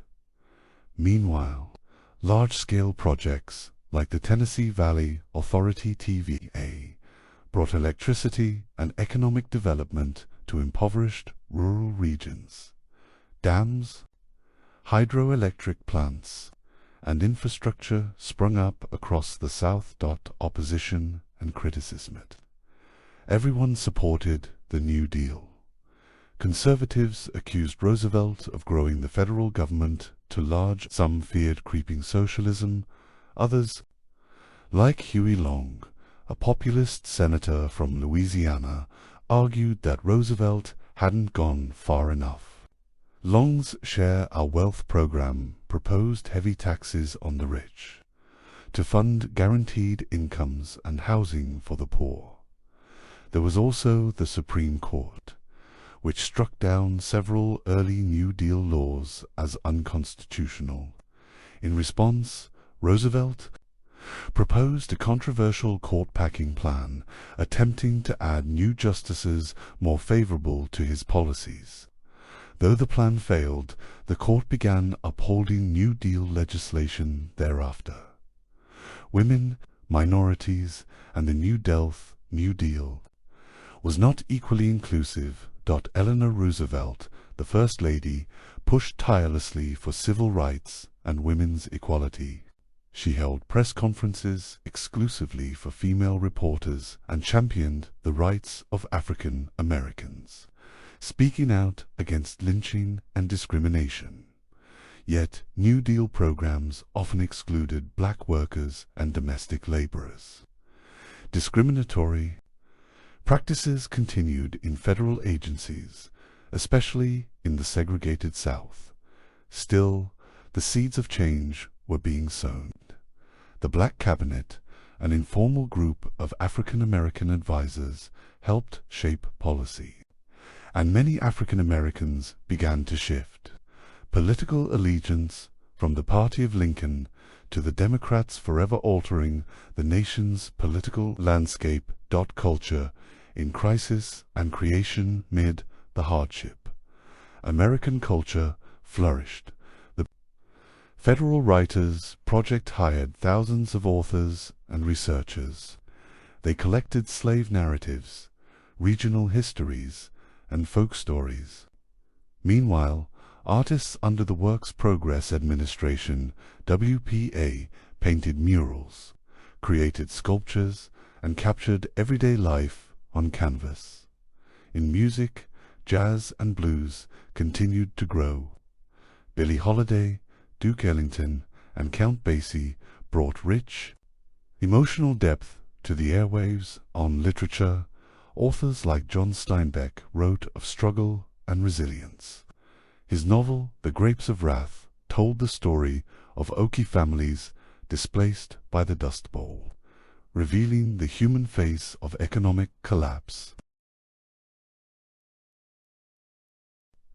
World War II, a global struggle 1939 to 1945. As the 1930s waned, new clouds gathered, not dust this time, but smoke and fire in Europe. Adolf Hitler rose to power in Germany, preaching nationalism and anti-Semitism.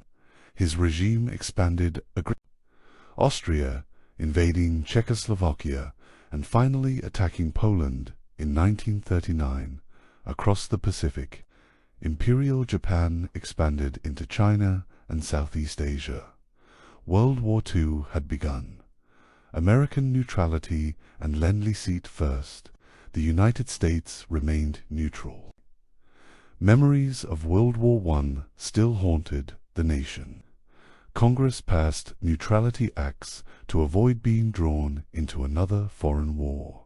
But as Hitler's armies stormed across Europe and Japan bombed Chinese cities, American attitudes began to shift. President Roosevelt urged support for the Allies. Through the Lend-Lease Act, the U.S. provided billions in weapons and supplies to Britain, the Soviet Union, and China. Still, the country was officially at peace until December 7, 1941. Pearl Harbor, an entry into Warren, a quiet Sunday morning. The skies over Pearl Harbor, Hawaii, roared with the sound of Japanese bombers. Battleships burned. Over 2,400 Americans were killed. The next day, Roosevelt addressed Congress, a date which will live in infamy. The United States was now at war, mobilizing the arsenal of democracy. America's response was swift and massive. Factories retooled to produce tanks, planes, and weapons. Car manufacturers like Ford began building bombers. Women entered the workforce in record numbers, symbolized by Rosie the Riveter. The economy roared back to life, ending the Depression. Rationing became the norm. Victory gardens flourished. War bonds were sold. Patriotism soared. Yet this era was not without contradiction. Japanese-American internment falling Pearl Harbor. Fear and prejudice surged in 1942. Over 120,000 Japanese Americans, most of them U.S. citizens, were forcibly relocated to internment camps under Executive Order 966. Families were uprooted. Homes, businesses, and farms were lost. This dark chapter, long ignored, would later be recognized as a grave injustice and formally apologized for by the U.S. government in 1988.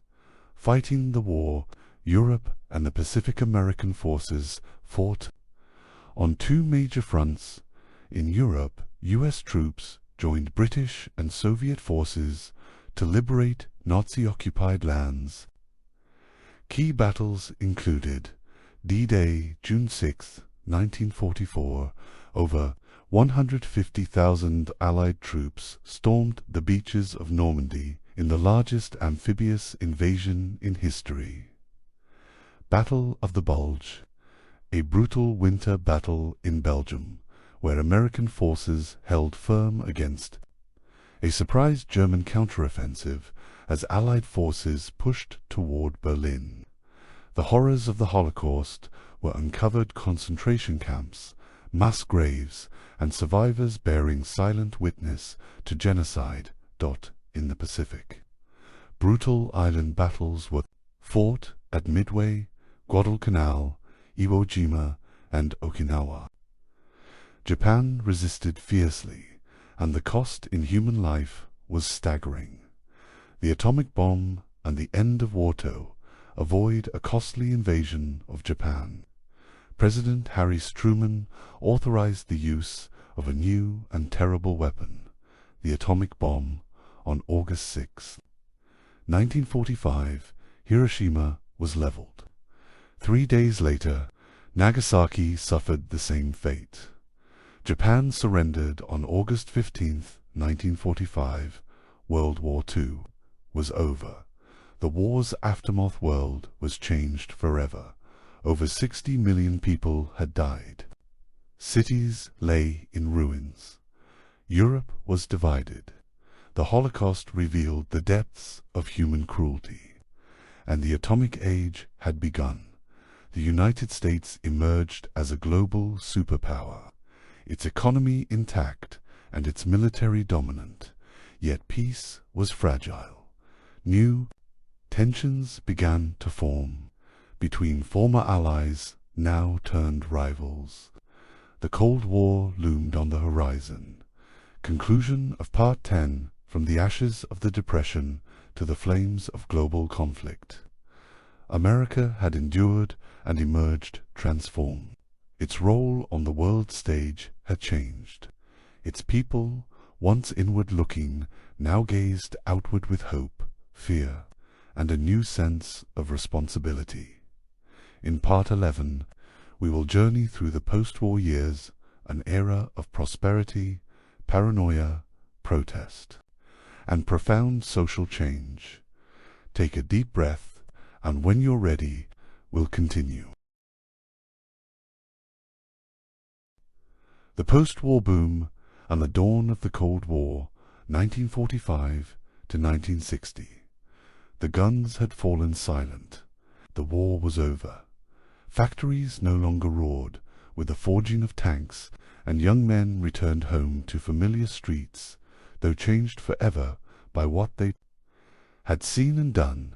The United States stood in 1945 as a global superpower, victorious, wealthy, and industrially unmatched. But peace did not bring simplicity.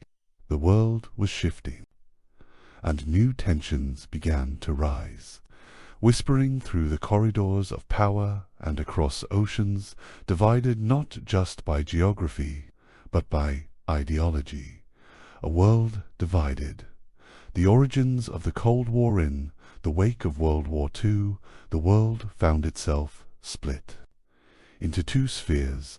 On one side stood the United States, championing capitalism, free markets, and democratic governance. On the other, the Soviet Union, under Joseph Stalin, promoted a communist system marked by centralized control and suppression of dissent. Though allies in war, the two powers became rivals in peace. Their confrontation would shape global affairs for the next half-century. Winston Churchill called it the Iron Curtain, a metaphor for the division descending across Europe. Countries like Poland, Hungary, East Germany, and others fell under Soviet influence, forming what became known as the Eastern Bloc. In response, the U.S. adopted a policy of containment at halting the spread of communism wherever it might take root. The Truman Doctrine and the Marshall Plan. President Harry S. Truman, in 1947, outlined a doctrine that would become the foundation of American foreign policy. The U.S. would support free peoples resisting subjugation, particularly by communist forces. To back this principle with action, the Marshall Plan was launched, named after Secretary of State George Marshall. This massive economic aid package sent over $13 billion to rebuild Western Europe, reviving shattered economies and stabilizing fragile democracies. The Marshall Plan wasn't just generous, it was strategic. Prosperous, democratic nations were seen as bulwarks against Soviet expansion. The Berlin airlift and NATO nowhere was the Cold War more visible than in Berlin. In 1948. The Soviets blockaded West Berlin, attempting to force the Allies out of the city. In response, the United States and its partners launched the Berlin airlift, flying in food, fuel, and supplies to sustain the isolated enclave for 11 months. Allied planes landed every few minutes day and night until the blockade was lifted. Out of this crisis came new alliances. In 1949, the North Atlantic Treaty Organization, NATO, was formed, a mutual defense pact among Western nations. An attack on one was an attack on all. The Cold War had begun in earnest. The Red Scare and McCarthyism fears of communism grew abroad. They also took hold at home. The Second Red Scare gripped the American public in the late 1940s and early 1950s. Allegations of communist spies in the government sparked investigations and hysteria. The most infamous figure of this period was Senator Joseph McCarthy of Wisconsin, claiming without evidence that communists had infiltrated the State Department and military. McCarthy led televised hearings that ruined reputations and careers. The House Un-American Activities Committee, WAC, also held hearings targeting Hollywood figures, intellectuals, and government officials. Though McCarthy was eventually censured by the Senate in 1954, the damage was done. Fear had silenced many voices. The GI Bill and suburban growth-while geopolitics dominated headlines. Daily life in America was changing quietly, steadily, and profoundly. The Servicemen's Readjustment Act of 1944, known as the GI Bill, provided returning veterans with education benefits, line-trust mortgages, and job training. This landmark legislation helped millions of Americans attend college, buy homes, and enter the middle class. It also sparked the rise of the suburbs. Developers like William Levitt built planned communities, rows of near-identical homes with white picket fences, green lawns, and driveways. Suburbia promised comfort and security. It also reinforced traditional gender roles and racial segregation. In many cases, black families were excluded from these new neighborhoods. The baby boom and domestic life from 1946 to 1964, the baby boom transformed American demographics. Returning soldiers started families in record numbers. Television became the centerpiece of the home, with programs like I Love Lucy and Leave It to Beaver, reinforcing idealized visions of family life. The 1950s were often remembered as a time of peace, prosperity, and order, but beneath the surface, tensions simmered. Women who had worked in factories during the war were now encouraged to return to domestic life. Expectations were high, but not all found fulfillment in homemaking. Books like The Feminine Mystique would later question these roles. The automobile age and interstate highway culture boomed. Americans bought cars in droves, Buicks, Fords, Chevrolets. Drive-in theaters, motels, and diners popped up across the country. In 1956, President Dwight D. Eisenhower signed the Federal Aid Highway Act, launching the construction of over 40,000 miles of interstate highways. This network connected cities and states like never before, fueling commerce and transforming the landscape, but it also contributed to urban decline. environmental challenges, and the isolation of communities divided by concrete. Civil rights. In the 1940s and 1950s, while suburbia expanded, Black Americans continued to face segregation and systemic discrimination, particularly in the South. World War II had planted seeds of change. Black soldiers returned from fighting fascism abroad only to confront racism at home. The Double V campaign, victory against fascism abroad and victory against racism at home, became a rallying cry. In 1948, President Truman issued an executive order to desegregate the armed force as a bold and controversial step. In 1954, the landmark Brown v. Board of Education decision declared that segregation in public schools was unconstitutional. Separate but equal, the court said, had no place in American life. Resistance followed quickly. In Little Rock, Arkansas, 9 black students were blocked from entering a high school by the National Guard. President Eisenhower responded by sending federal troops to enforce the law. The Montgomery bus boycott in 1955-56, sparked by Rosa Parks' quiet defiance, ushered in a new phase of the civil rights movement, and a new leader, Dr. Martin Luther King Jr. King's philosophy of nonviolent protest, inspired by Gandhi and Christian teachings, would shape the coming decade. The arms race and space received Cold War was not just ideological, was technological. After the Soviet Union exploded its first atomic bomb in 1949, the United States developed the more powerful hydrogen bomb. This began the arms race, a terrifying competition to build ever more destructive weapons. Fear of nuclear war permeated daily life. School children practiced duck and cover drills. Families built bomb shelters in backyards.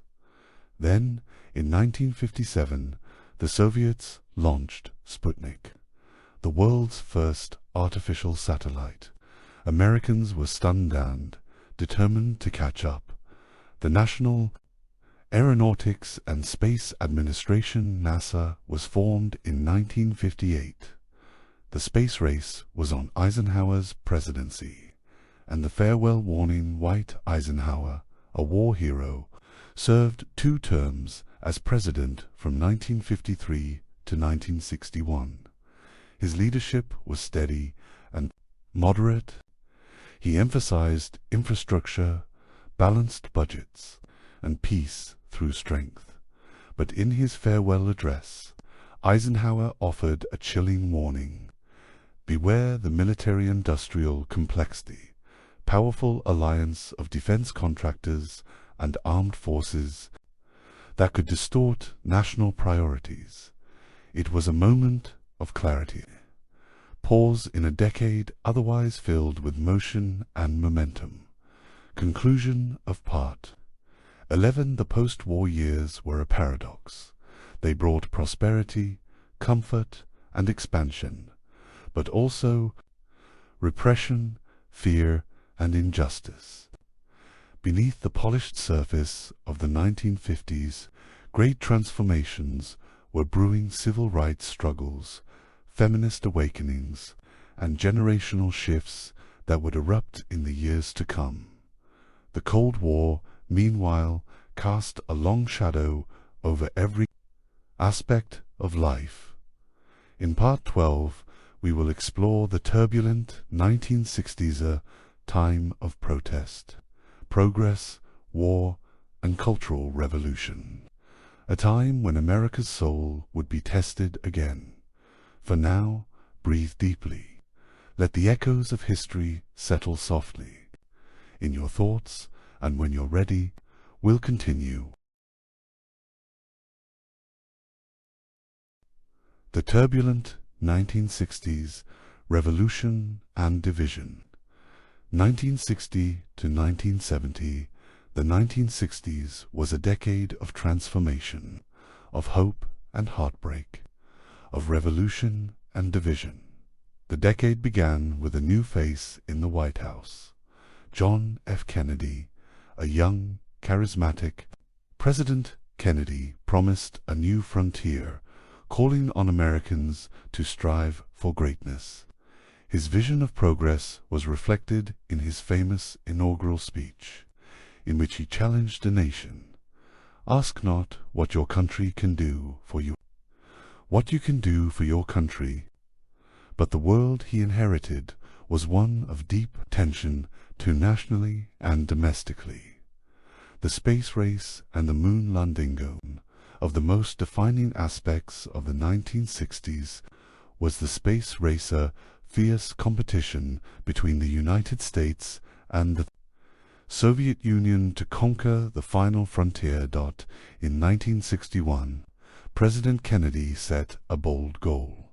The United States would land a man on the moon before the decade was out. At the time, it seemed an impossible task. But with the full force of American ingenuity and resources, NASA pushed the boundaries of human achievement. In July 1969, Apollo 11 successfully landed on the moon. As Neil Armstrong took his famous first steps onto the lunar surface, his words echoed through history. That's one small step for man, one giant leap for mankind.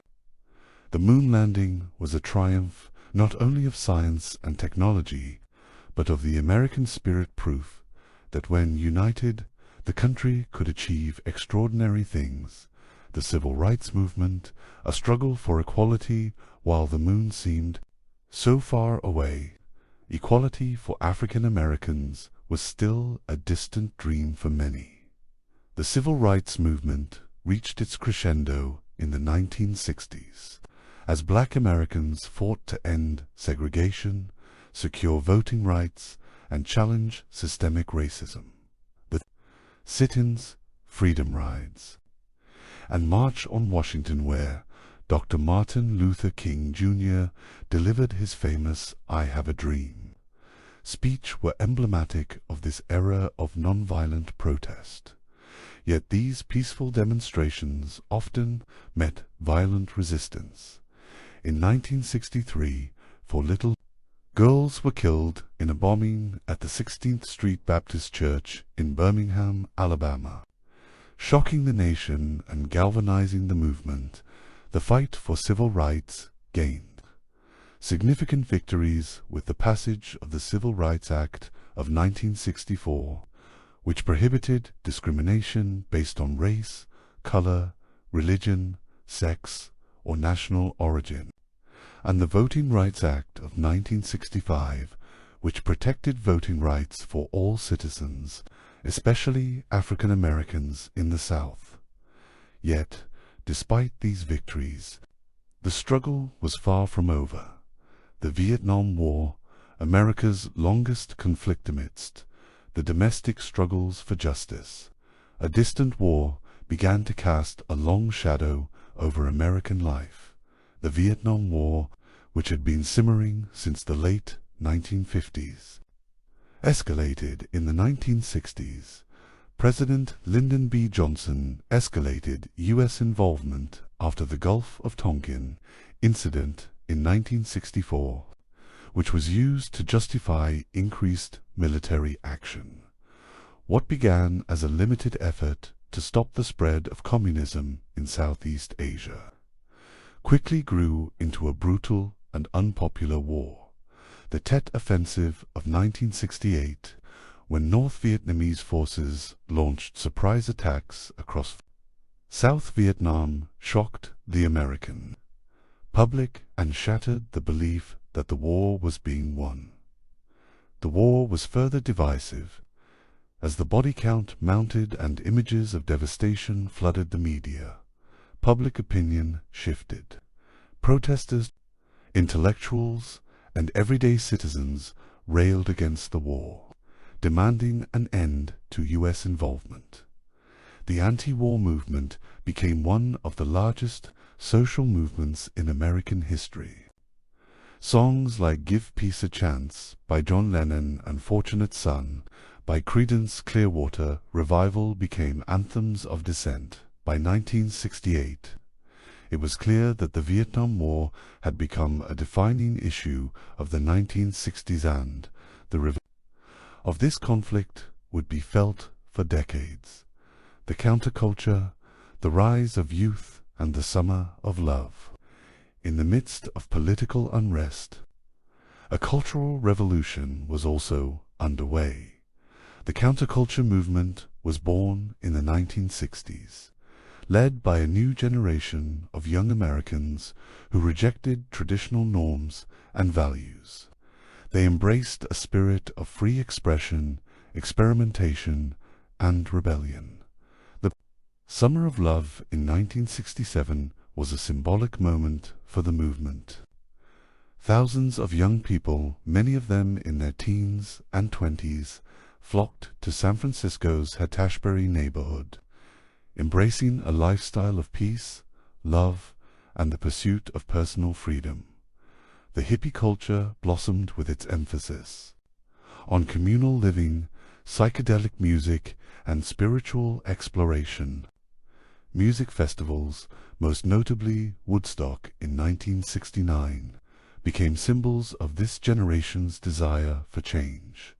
Yet, this movement also had its darker side: drug use, political disillusionment, and the challenges of living outside mainstream society, despite its conflicts and contradictions. The counterculture left an indelible mark on American society, especially in terms of art, music, and the continued push for civil liberties. The women's liberation movement, 1960s, also saw the rise of the women's liberation movement. Women, inspired by the civil rights movement and the broader social changes of the time, began to demand equality in all aspects of life. The pill, approved for contraceptive use in 1960, provided women with more control over their reproductive lives and symbolized a shift in sexual freedom. Feminists, led by figures such as Betty Friedan, whose book The Feminine Mystique sparked the second wave of feminism, campaigned for legal reforms, workplace rights, and equal pay. In 1963, Betty Friedan helped found the National Organization for Women Now, which worked to ensure women had equal opportunities in education, work, and politics. The decade also saw major legal victories, such as the Equal Pay Act of 1963, which aimed to eliminate wage disparity between men and women. Yet the movement was not without its critics and divisions. Many women's rights activists were also anti-war, while others were focused on personal liberation. The changes sparked by this movement would continue to influence the coming decades. The assassinations of the 1960s was also marked by tragedy, specifically the assassinations of prominent figures who symbolized hope for change. In 1963, President John F. Kennedy was assassinated in Dallas, Texas, leaving the nation in shock and mourning. His death deeply shook the idealism of the early 1960s, and the dreams he had inspired seemed suddenly fragile. In 1965, Malcolm X, a powerful voice for black empowerment, was assassinated in New York City. Then, in 1968, the nation lost another great leader, Dr. Martin Luther King Jr., who was tragically shot in Memphis, Tennessee. His death sparked riots across the country, but also solidified his legacy as a martyr for peace and justice. Later that same year, Robert F. Kennedy, a senator and former attorney general, was assassinated after winning the California primary For the presidential race, these killings marked the end of an era of hope and optimism, and the nation was left to grapple with the loss of its leaders, its dreams, and its sense of unity. Conclusion of Part 12. The 1960s were a decade of profound social and political upheaval. It was a time of revolution, both in the streets and in the hearts of millions.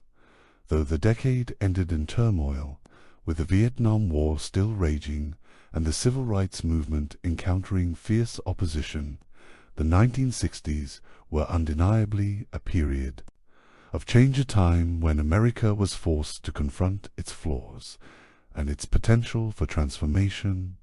In Part 13, we will explore the 1970s, a decade marked by disillusionment but also by resilience. A time when the lessons of the 1960s would be tested in new ways. Until then, let the events of the 1960s wash over you as you rest and reflect on the turbulent yet transformative years that shaped this nation. The 1970s, a decade of change and disillusionment, 1970 to 1980. The 1970s in America was a decade of profound transformation.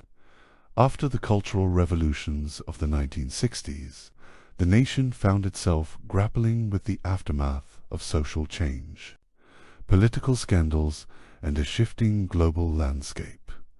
It was a time of both disillusionment and resilience. The hope and idealism of the previous decade were often replaced by a sense of weariness. But even amidst the challenges, America continued to move forward. The Vietnam War and its aftermath, early 1970s, saw the continuation of a war that had divided the nation for over a decade. The Vietnam War. In 1973, President Richard Nixon ordered a ceasefire agreement with North Vietnam, an agreement known as the Paris Peace Accords. This officially ended U.S. military involvement in the war. However, the conflict continued to rage in Vietnam, with South Vietnam falling to communist forces in 1975. The war's legacy was felt across America, leaving behind a generation scarred by loss, distrust in government, and a shattered sense of unity. Vietnam veterans returned home to a divided country, often receiving little acknowledgement or gratitude for their service. The war also led to growing skepticism toward U.S. foreign policy and the power of the military-industrial complex, setting the stage for a new wave of political activism and civil rights challenges. Watergate, the fall of a president. One of the most defining moments of the 1970s was the Watergate scandal, which would forever alter the American political landscape. In 1972, President Richard Nixon was running for re-election when a break-in occurred at the Democratic National Committee headquarters at the Watergate complex in Washington, D.C. Initially, the break-in appeared to be a minor incident, but it quickly grew into a massive political scandal through investigative reporting by journalists Bob Woodward and Carl Bernstein of the Washington Post. It was revealed that the break-in was part of a larger effort by Nixon's re-election campaign to spy on political opponents and sabotage their efforts. The scandal spiraled into a full-blown constitutional crisis. Nixon's efforts to cover up his involvement were exposed, leading to widespread calls for impeachment. Facing mounting pressure and likely removal from office, Nixon became the first U.S. president to resign in 1974. The Watergate scandal shattered the American public's trust in their government, leaving behind a legacy of cynicism and a demand for greater accountability from elected officials. the energy crisis and economic challenges, in addition to political turmoil. The 1970s were marked by economic struggles. In 1973, the OPEC oil embargo caused a severe shortage of oil, leading to rising gas prices, long lines at gas stations, and an economic recession. This energy crisis prompted Americans to confront their dependence on foreign oil and spurred efforts to find alternative energy sources. The government responded by promoting energy conservation, fuel efficiency, and exploring new sources of energy, such as nuclear power and renewable energy. The economic challenges didn't stop there. Inflation and unemployment increased, leading to what was known as stagflation, a period of economic stagnation and high inflation. In response, President Jimmy Carter, who took office in 1977, implemented measures aimed at combating inflation and energy shortages. Carter also promoted environmental conservation and sought to address the growing concerns over pollution and climate change. Yet his presidency struggled with economic difficulties and political polarization. The rise of the women's rights movement, 1970s, continued the momentum of the women's liberation movement, which had gained traction in the 1960s. In 1972, the Equal Rights Amendment era, which sought to guarantee equal rights under the law regardless of gender, was passed by Congress and sent to the states for ratification. Despite initial support, the era ultimately failed to be ratified by enough states, largely due to opposition from conservative groups led by figures like Phyllis Schlafly, who argued that the amendment would disrupt traditional gender roles. Nonetheless, the 1970s saw significant progress in women's rights. Women increasingly entered the workforce, and the struggle for reproductive rights intensified.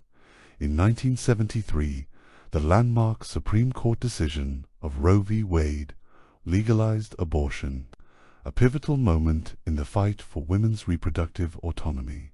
Women also made important strides in politics and business, although gender inequality in pay and representation remained a persistent challenge.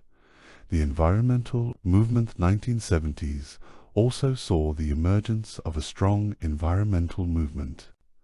After decades of industrial pollution and environmental degradation, Americans began to demand cleaner air, water, and landscapes. The first Earth Day in 1970 was a turning point. Millions of people across the country participated in rallies, protests, and educational campaigns to raise awareness about environmental issues. This newfound environmental consciousness led to significant policy changes. The Environmental Protection Agency, EPA, was established in 1970, and major environmental legislation such as the Clean Air Act, 1970, the Clean Water Act, 1972, and the Endangered Species Act, 1973, were passed to protect the environment. The rise of conservative politics. While the 1960s and early 1970s had seen the rise of liberal activism, the late 1970s marked the beginning of a shift toward conservative politics. The Reagan Revolution began to take shape as conservatives began to push back against the liberal policies that had dominated much of the post-World War II era. The rise of the Moral Majority, a coalition of religious conservatives, and the election of Ronald Reagan as governor of California in 1966 signaled the growing power of the right wing in American politics, cultural changes, and the emergence of pop culture. 1970s also brought profound shifts in American culture. Disco music became a dominant cultural force, symbolized by the rise of clubs like Studio 54 and the iconic Saturday Night Fever. Disco represented not only a musical genre, but also an era of hedonistic freedom, glamour, and style. Meanwhile, Hollywood underwent a renaissance, producing films that pushed the boundaries of filmmaking. Movies like Jaws 1975, Star Wars 1977, and Taxi Driver 1976 not only defined the decade, but also laid the groundwork for blockbuster filmmaking that continues to shape the industry today. Television also saw a golden age, with shows like All in the Family, Mars *H, and The Mary Tyler Moore Show, addressing social issues and reflecting the changes in American society. Conclusion of Part 13. The 1970s were a decade of contrasts, a time of struggle and survival, of disillusionment and renewal. From the echoes of Vietnam and Watergate to the rise of environmental and women's rights movements, it was a period of reflection and transformation. Yet, despite the challenges, the decade laid the foundation for the coming decades. It was a time when American society began to reconcile with the forces of change, setting the stage for new political and cultural developments in the 1980s. As we move forward into Part 14, we will explore the 1980s, an era marked by political conservatism, economic expansion, and the beginning of the digital revolution. Until then, let the history of the 1970s wash over you, bringing reflection and rest as we remember the trials and triumphs of that turbulent decade.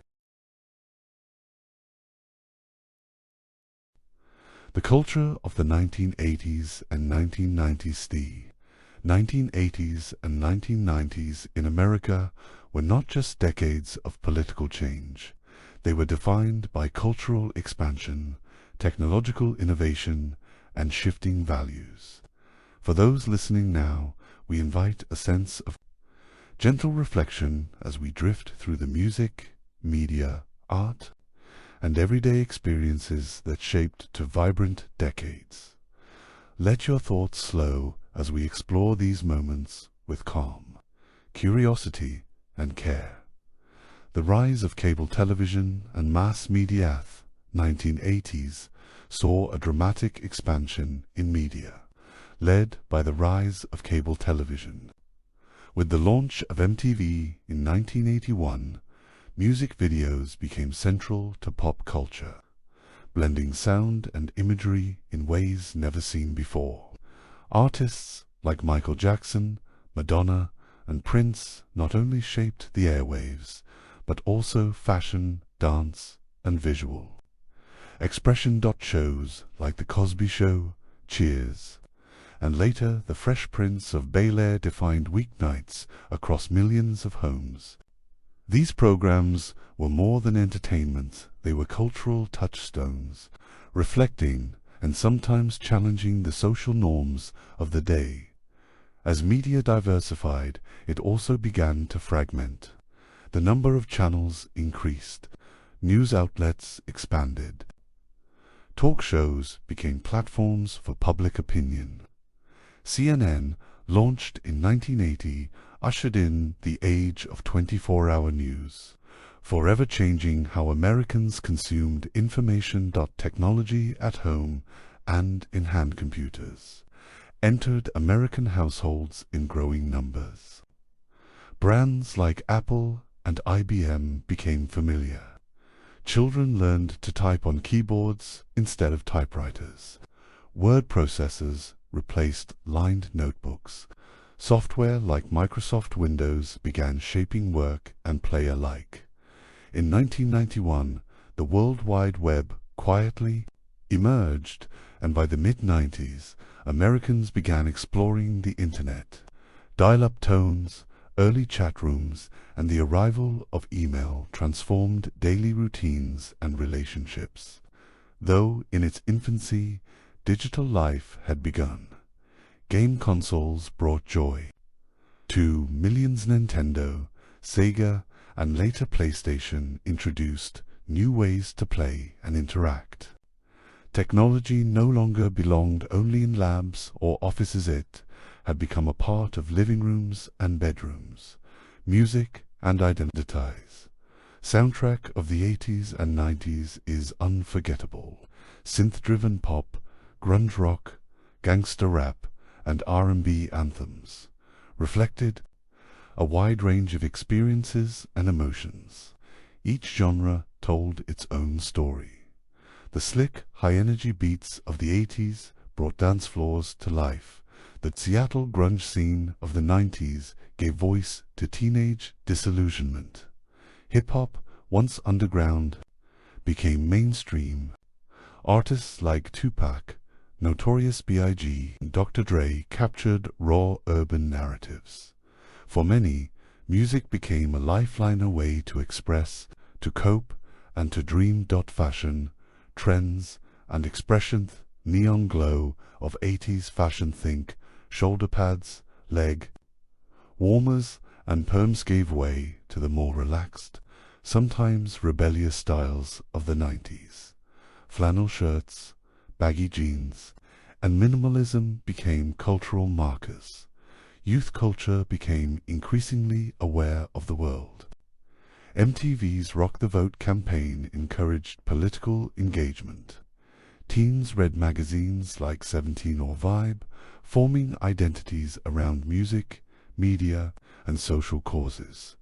Toys and collectibles marked childhoods, from Cabbage Patch Kids and Transformers to and Tamagotchis.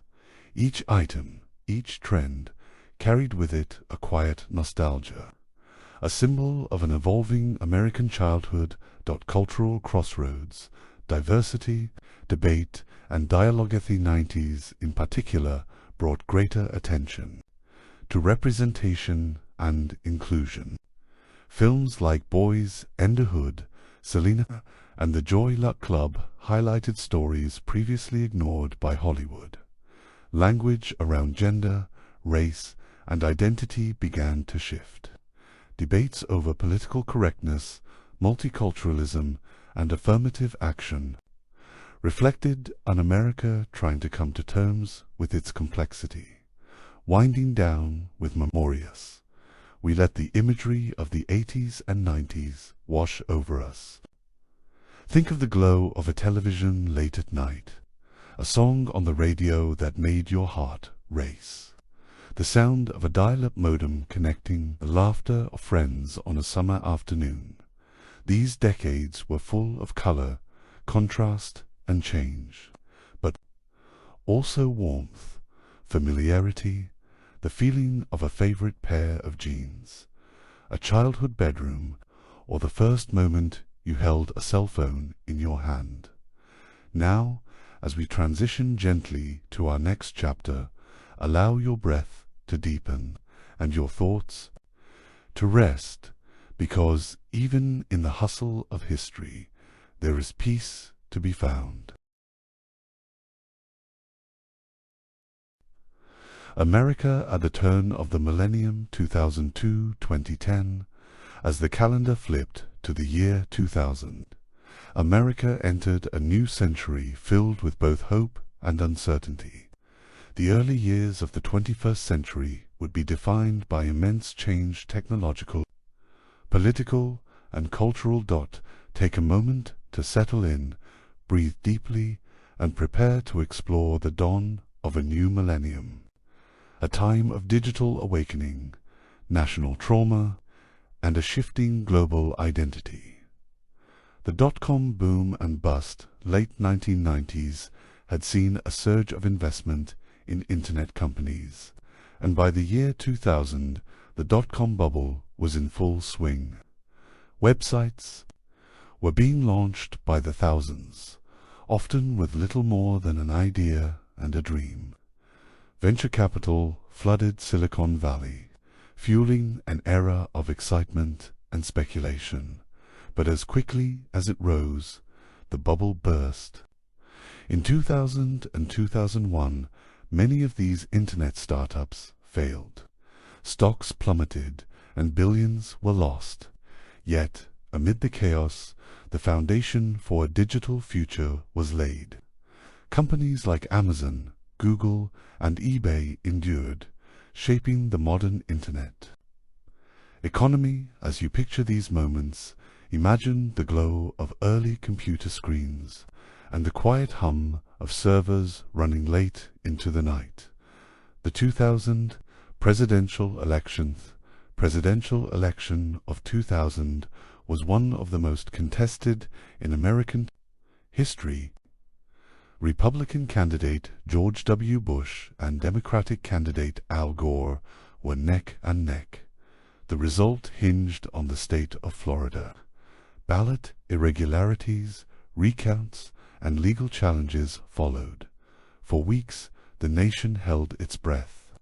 Ultimately, the Supreme Court halted the recount, and George W. Bush was declared the winner. The drama of that election revealed vulnerabilities in the electoral process and sparked widespread debate. It was a reminder that democracy is not always smooth, but it is always essential. September 11th, 2001, on a clear September morning, the world changed at 8:46 a.m. American Airlines Flight 11 crashed into the North Tower of the World Trade Center in New York City. At 9:03 a.m., a second plane struck the South Tower. Two more planes followed, one crashing into the Pentagon, and another into a field in Pennsylvania after passengers intervened. Nearly 3,000 people lost their lives in the September 11th attacks. The tragedy shook the nation to its core. In the days that followed, there was grief, but also unity. Flags flew from homes and car windows. Strangers comforted one another. Rescue workers became national heroes. The world watched as the towers fell, but in the rubble, a deep resolve began to rise. The war on terror in response to the attacks, the United States launched the War on Terror. In October 2001, U.S. forces invaded Afghanistan, targeting the Taliban and Al-Qaeda. This war would become the longest in American history. In 2003, the U.S. also invaded Iraq, citing concerns over weapons of mass destruction and connections to terrorism. The war removed Saddam Hussein from power, but no WMDs were found. The conflict ignited global protests and a long, complex occupation dotted home. The Department of Homeland Security was created, and the Patriot Act expanded surveillance powers. Airport security tightened. Fear and vigilance became part of daily life. It was a decade of tension, sacrifice, and difficult questions. Technology reshapes daily life while the nation wrestled with war and recovery. Technology continued its steady march forward. Facebook launched in 2004, followed by YouTube in 2005, and the first iPhone in 2007. These innovations began reshaping how people connected, communicated, and consumed information. Social media allowed ordinary citizens to share their voices with the world. It also brought new challenges: misinformation, addiction, and online conflict. Still, the sense of connection was powerful. A photo could be shared in seconds. A video could go viral overnight, and distant loved ones were never more than a message away. Hurricane Katrina and government response in 2005. Hurricane Katrina devastated the Gulf Coast, particularly New Orleans. Levees failed, floodwaters surged. Over 1,800 lives were lost. The government's slow and uneven response sparked outrage. Images of stranded residents and overwhelmed shelters filled the airwaves. Katrina exposed deep racial and economic inequalities, but it also revealed the power of community. Volunteers poured in from across the nation. People opened their homes. And musicians, artists, and teachers helped rebuild the soul of a city. The Great Recession begins toward the end of the decade. In 2007 and 2008, the U.S. economy began to unravel. The housing market collapsed, triggered by risky loans and financial speculation. Major banks failed or were bailed out. The stock market crashed. Unemployment rose. Foreclosures spiked. For many, dreams were deferred. The Great Recession became the worst economic downturn since the 1930s, yet resilience emerged. Once again, families supported one another, communities organized, and in 2008, hope took center stage. Barack Obama and a new reign, November 2008. Barack Obama was elected the 44th President of the United States, the first African American to hold the office. His election symbolized a moment of progress and possibility. Campaign slogans like "Yes, we can" echoed across the country.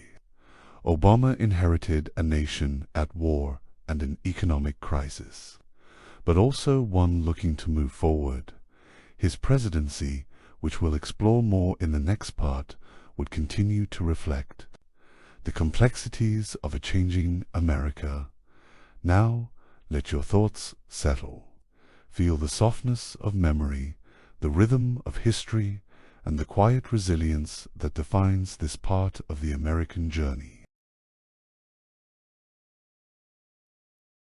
The Obama Era and Shifting Landscapes, 2010 to 2016. Let's breathe gently as we move deeper into the story of America in the early 2010s. The winds of change were still blowing, stirring conversations about race, healthcare, technology, and identity. It was a time of innovation, but also reflection. As we drift through this part of the timeline, allow the gentle flow of history to guide you. Recovery and reform. Obama's second term begins after securing re-election in 2012. President Barack Obama began his second term with a focus on economic recovery, immigration reform, and health care. The nation was slowly climbing out of the Great Recession. Job growth resumed, the stock market recovered, and consumer confidence returned. The American Recovery and Reinvestment Act had helped jumpstart infrastructure projects and local economies.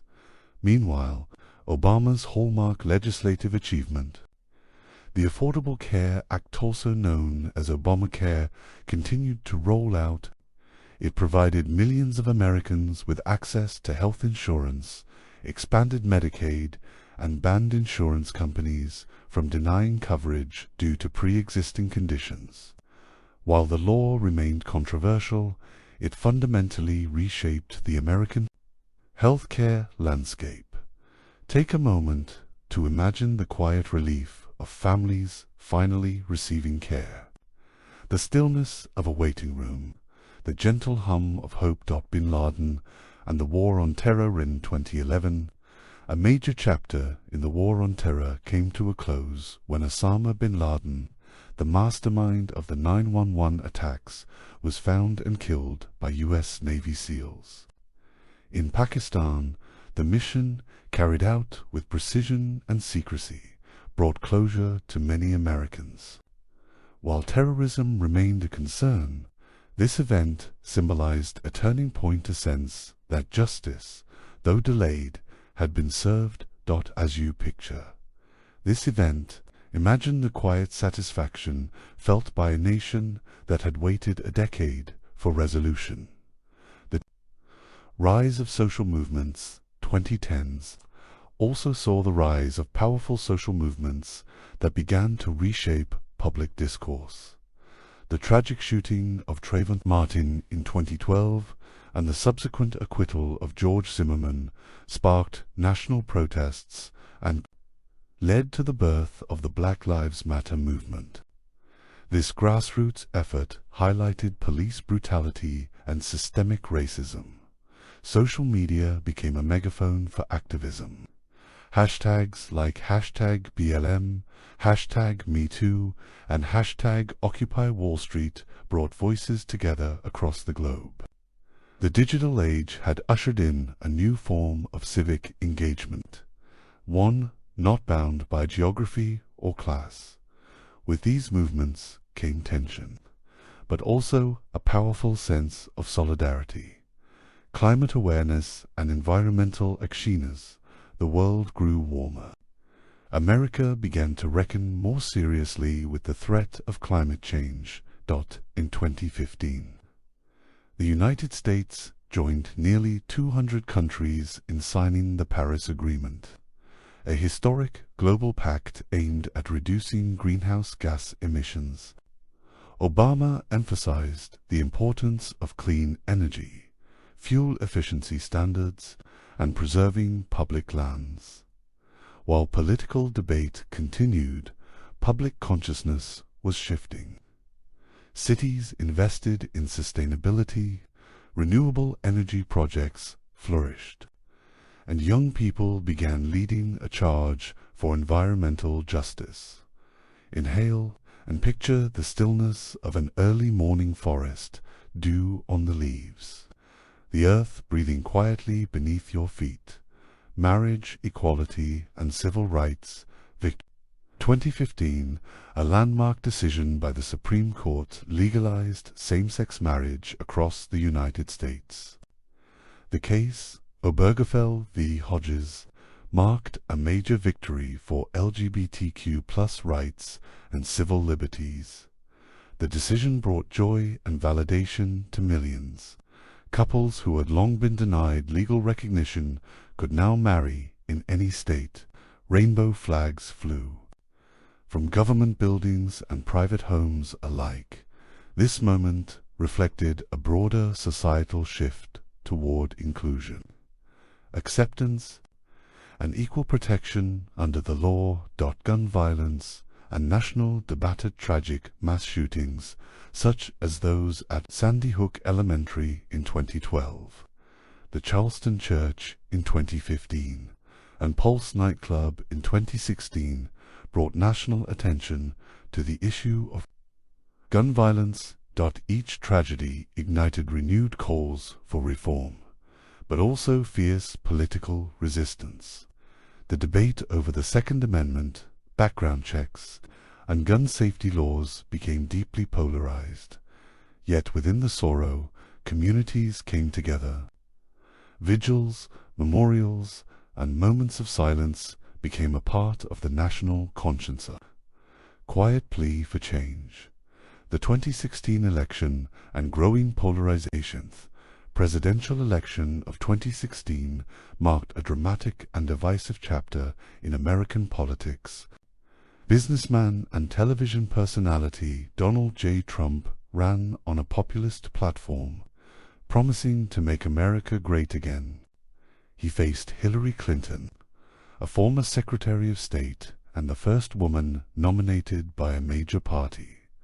The campaign was marked by intense rhetoric, email controversies, debates over immigration, and allegations of foreign interference.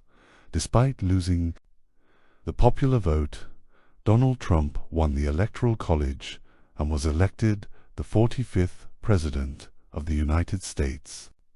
The result shocked many and revealed deep divides in the American electorate. Let the moment settle. The realization that history often takes unpredictable turns, that democracy is a process, not a promise. The early 2010s were a time of reflection and transition, of confronting old wounds and imagining new futures. In the next part of our journey, we'll explore the turbulent and transformative years that followed, when America once again found itself at a crossroads. Allow your mind to rest now and feel the gentle tide of history moving forward. The Trump Presidency and Cultural Reckonings 201-72020. Now we journey gently into one of the most turbulent and contentious eras in recent American history. Let the rhythm of your breath stay soft and slow as we recount events that sparked strong emotion and widespread debate, inauguration and first moves in January 2017. Donald J. Trump was sworn in as the 45th President of the United States. His rise signaled a shift in the political landscape, bringing a populist, outsider energy to the White House. Early in his presidency, Trump moved to reverse many of the policies of his predecessor. He issued executive orders withdrawing the U.S. from the Trans-Pacific Partnership, began efforts to repeal the Affordable Care Act, and implemented strict immigration controls, including a controversial travel ban, targeting several predominantly Muslim countries.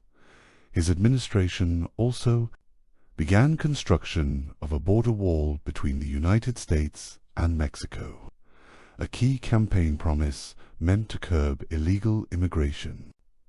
The issue sparked heated national discourse over identity, sovereignty, and the meaning of American borders. Take a breath. The stillness in this chapter contrasts the noise of the world. Within the chaos, history marches quietly forward. Tax reform and economic growth. In December 2017, Congress passed the Tax Cuts and Jobs Act, a sweeping overhaul of the U.S. tax code. The legislation significantly reduced corporate tax rates, adjusted individual income tax brackets, and was marketed as a way to boost economic growth. In the short term, unemployment fell, the stock market surged, and GDP growth climbed. However, critics noted that the wealthiest Americans benefited disproportionately, and concerns over the national debt increased trade tensions, especially with China, intensified. Trump imposed tariffs on billions of dollars in goods, igniting a trade war that impacted global markets and American farmers. Still, for many, the economy seemed robust, and consumer confidence grew. Let your mind hold this paradox: growth and uncertainty, hope and friction, environmental policy and global retreating. 2017. President Trump announced the United States' withdrawal from the Paris Climate Agreement, a decision that symbolized a step back from global environmental cooperation. His administration rolled back numerous environmental protections, expanded oil and gas drilling, and removed regulations designed to reduce emissions and protect public lands. The move was welcomed by some business leaders but alarmed environmentalists and scientists. Meanwhile, natural disasters like Hurricane Harvey 2017, Hurricane Maria 2017, and California wildfires served as reminders of nature's fury and the consequences of climate change. Imagine the hush of scorched earth, the stillness after the storm, the longing for restoration. The Mueller investigation and impeachment. 2017, Special Counsel Robert Mueller was appointed to investigate Russian interference in the 2016 election and any potential ties to the Trump campaign. After 2 years, Mueller's report found insufficient evidence to charge a conspiracy, but outlined several instances of potential obstruction of justice. The findings further deepened political divides. In 2019, President Trump faced an impeachment inquiry by the House of Representatives related to a phone call with the President of Ukraine, in which he was accused of pressuring a foreign government to investigate. Political rivals the House voted to impeach Trump on charges of abuse of power and obstruction of Congress. He was acquitted by the Senate.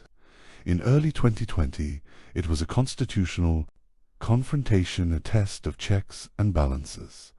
Feel the gravity of institutions in motion. The quiet solemnity of democracy under strain as social upheaval, and the George Floyd protests, May 2020. The killing of George Floyd, a black man, by a Minneapolis police officer was captured on video and spread rapidly across the world. The footage ignited global protests under the banner of Black Lives Matter, calling for an end to police brutality, systemic racism, and inequality. Cities across the U.S. saw massive demonstrations, sometimes accompanied by unrest and clashes with law enforcement. The movement sparked new conversations in boardrooms, classrooms, and homes. Statues were toppled, policies were revised, awareness blossomed amid pain. Imagine a candlelit vigil, voices united in hope. Feel the still but steady current of change. The COVID-19 pandemic begins in early 2020. A novel coronavirus, COVID-19, emerged in Wuhan, China, and quickly spread across the globe. By March, it was declared a global pandemic by the World Health Organization. The United States became one of the hardest-hit countries. Lockdowns, school closures, mask mandates, and overwhelmed hospitals marked a new and sobering era. Businesses shuttered, unemployment soared, and fear rippled through communities. Efforts to curb the spread were hampered by inconsistent messaging, politicization of science, and limited initial testing. The federal response was widely criticized for delays and misinformation, yet scientists raced to develop vaccines, and communities found new ways to support one another. From balcony singing to meal deliveries, this was a moment of reckoning and resilience. Take a breath. The world paused, and with it we were reminded of our shared fragility and our shared strength. As Part 17 concludes, we recognize that the 2017 to 2020 period was not just a time of controversy, was also one of awakening, confrontation, and transformation. In our next part, we'll drift into the more recent years of recovery, tension, and reimagination. Rest your thoughts, and prepare to continue the journey. The Biden era and America in transition to 2021-2024. Let us now continue our calm journey through America's unfolding story. As the calendar turned to 2021, the nation found itself emerging from a year marked by pandemic, protest, and polarization. A new presidency began, promising unity and healing amid lingering uncertainty. Let your shoulders ease as we begin. Inauguration amid unrest. In January 6, 2021, a violent attack on the United States Capitol by supporters of outgoing President Trump aimed to disrupt the certification of Joe Biden's electoral victory. It was a moment of chaos and disbelief, deeply shaking democratic foundations. Despite the turmoil, on January 20, 2021, Joseph R. Biden Jr. was sworn in as the 46th President of the United States. Standing on the steps of the Capitol, he called for unity, empathy, and recovery. His presidency began with a sense of urgency and fragility. Kamala Harris made history as the first female vice president, as well as the first of African and South Asian descent to hold the office. Amidst the clamor of recent months, the inauguration offered a moment of solemnity, of beginning anew. The breeze of change rustled through the national mall. Pandemic response and vaccination efforts. End of President Biden's immediate challenges was the ongoing COVID-19 pandemic. His administration launched a sweeping federal response, including ramped-up vaccine distribution, nationwide mask guidance, and economic relief measures. By mid-2021, vaccines were widely available and case numbers began to fall. Yet, challenges persisted: vaccine hesitancy, political resistance, and the emergence of new variants, such as Delta and Omicron. The country oscillated between hope and frustration, reopening and caution. Mask mandates and public health guidelines became points of cultural division, even in confusion. There was perseverance. Grocery clerks, delivery workers, and nurses continued to serve tirelessly. The quiet heroism of everyday people defined this era. Economic recovery and inflation to revive a battered economy. The Biden administration passed the American Rescue Plan Act in March 2021, delivering direct payments to Americans, extending unemployment benefits, and supporting small businesses and schools.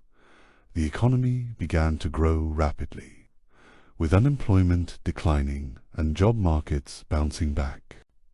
However, the recovery also came with supply chain disruptions and rising inflation, which reached levels unseen in decades. Gas prices soared, groceries became more expensive, and Americans felt the sting of economic pressure. The Federal Reserve responded by raising interest rates, attempting to balance growth with stability. The rhythm of economic recovery was uneven, but it pulsed forward slow and steady, like the breath of a nation trying to stand again. Legislative agenda and partisan gridlocks. Biden administration pursued an ambitious legislative agenda, focusing on infrastructure, social programs, climate action, and voting rights. In November 2021, the Infrastructure Investment and Jobs Act was passed, a bipartisan achievement that pledged over $1 trillion to rebuild roads, bridges, broadband, and water systems. It was the largest federal investment in infrastructure in decades. Yet many proposals, including the expansive Build Back Better plan, faced stiff resistance in the Senate, revealing the limits of democratic control and the depths of partisan gridlock. Despite frustration, incremental change crept forward. The machinery of government, slow and creaky, still turned. Climate and natural disasters. Climate change remained a growing concern. Devastating hurricanes, floods, and wildfires swept across the country, highlighting the urgent need for adaptation and action. President Biden rejoined the Paris Climate Agreement and hosted international climate summits, seeking to restore U.S. leadership in global environmental efforts. He proposed major investments in renewable energy and emissions reductions. Still, domestic opposition and global complexity made sweeping change difficult. The climate story was one of both ambition and inertia. Let your mind wander to winds, plains, and sun-soaked solar fields, imagining a greener path ahead. social movements, and culture wars, America remained a nation in cultural conversation. Debates over race, gender, education, and identity continued to spark passionate exchanges in classrooms, legislatures, and online spaces. Books were banned, curriculum standards revised, and school board meetings became battlegrounds. Movements such as #MeToo, Black Lives Matter, and LGBTQ advocacy persisted, demanding visibility and justice. A Supreme Court reshaped by conservative appointments handed down rulings that rolled back long-standing precedents. Most notably, Roe v. Wade in 2022, ending the federal protection of abortion rights and sending the issue to the states. The resulting protests and legal battles echoed across generations. Even in the tension, there was engagement. Even in disagreement, there was dialogue. Democracy, in all its messy glory, endured. The midterms and shifting power in 2022, the midterm elections reshaped the political landscape. Republicans gained control of the House of Representatives, creating a divided government and signaling voter concerns about inflation, crime, and border security. The Senate remained narrowly Democratic, leading to a delicate balance of power that made passing legislation more complex. Investigations into the January 6th insurrection continued, shedding light on deep-rooted threats to democratic norms. Political polarization remained high, but voter turnout and civic engagement were also at record levels. The American people, weary yet watchful, continued to participate as Part 18 closes. We reflect on a country still healing, still navigating its identity, still striving to become something more. The chapter ahead will carry us further into an uncertain but hopeful future. Breathe deeply, rest softly. History continues to unfold. America and the Emerging Global Landscape 2024 Beyond. Take a gentle breath and let the story carry you forward into the latest chapter of America's journey, a nation still evolving, still grappling with its immense legacy, still envisioning a path into the future.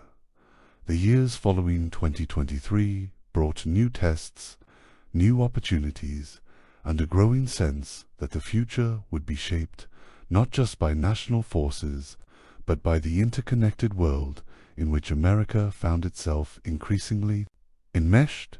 Let your eyes soften. We begin again.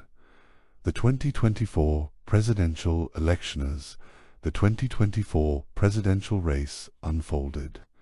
The country once again stood at a crossroads.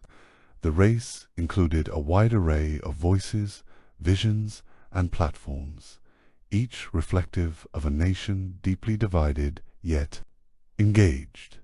The election cycle was marked by issues both familiar and new: the economy, healthcare, immigration, climate, and technology. But it was also defined by voter fatigue and a longing for stability.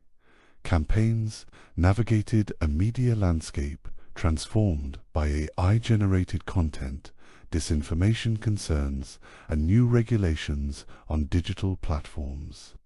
Debates echoed across social media, podcasts, and online forums, with turnout high and margins razor-thin in several swing states. The 2024 election once again tested the strength of America's democratic institutions. America and the world in the global arena. America's role remained both vital and complicated.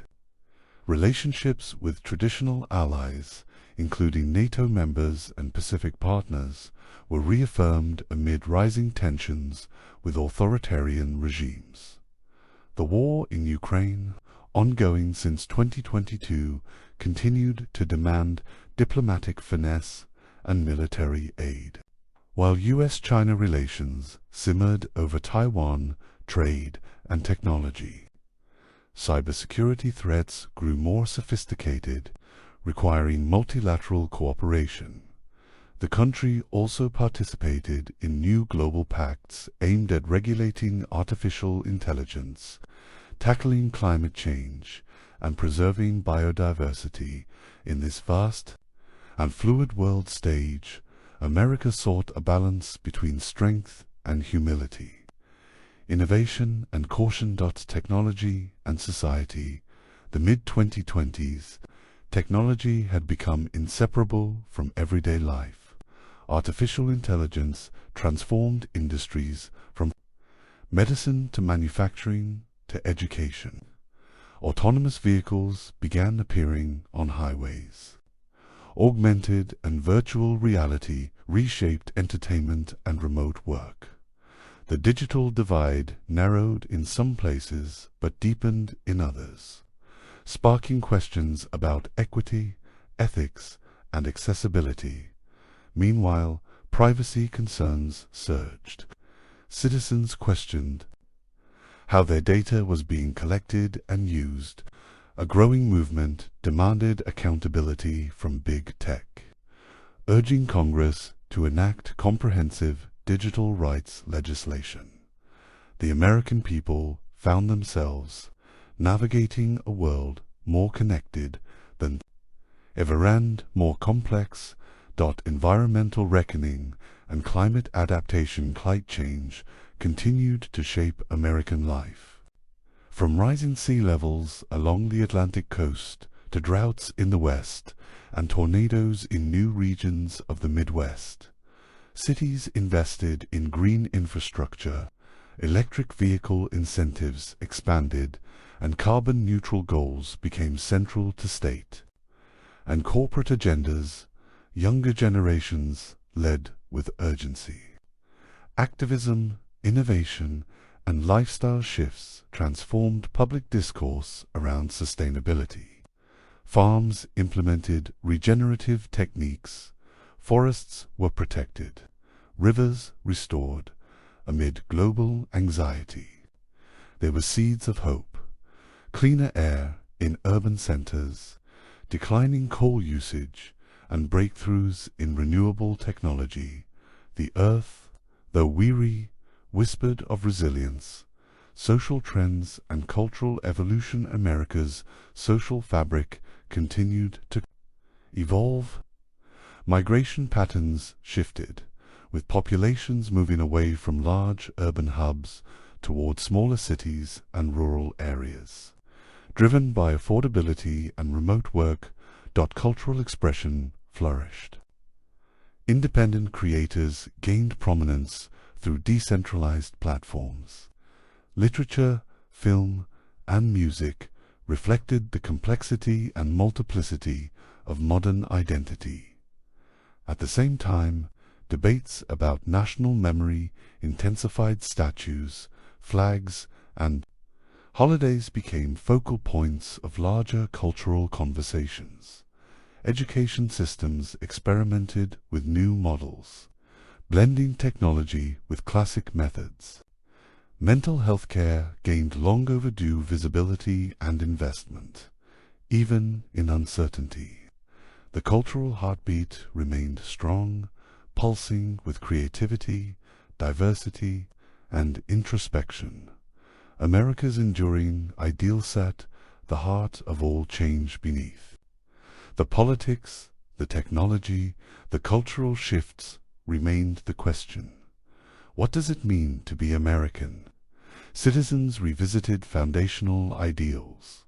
Liberty, equality, democracy.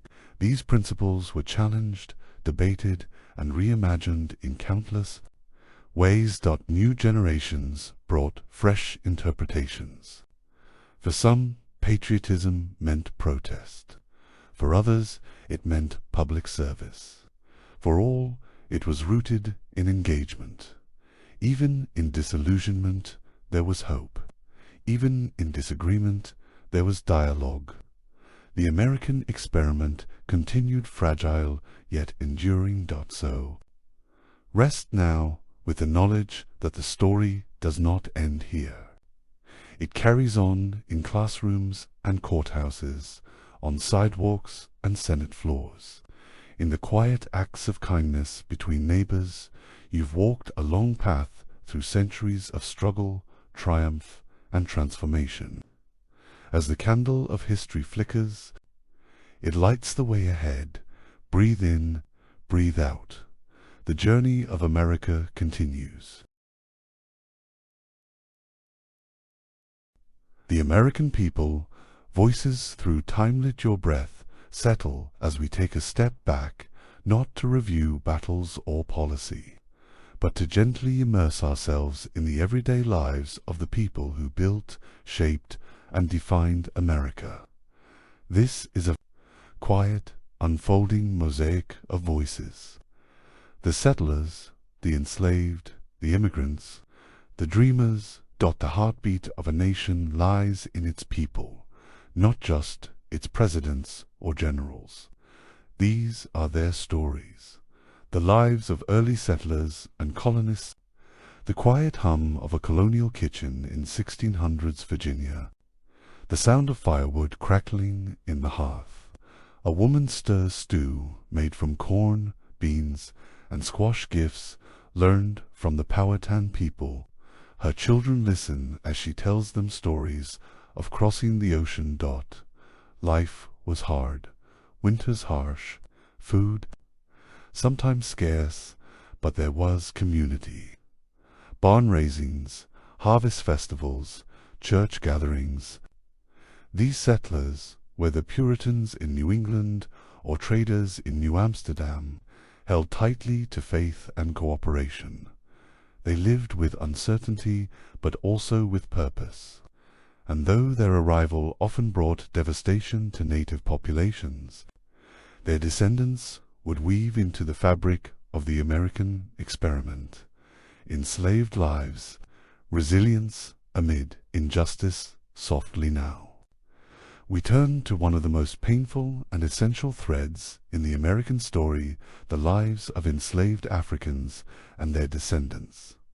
Imagine a quiet field at dawn, dew shimmering on tall grass, the hush before the labor begins.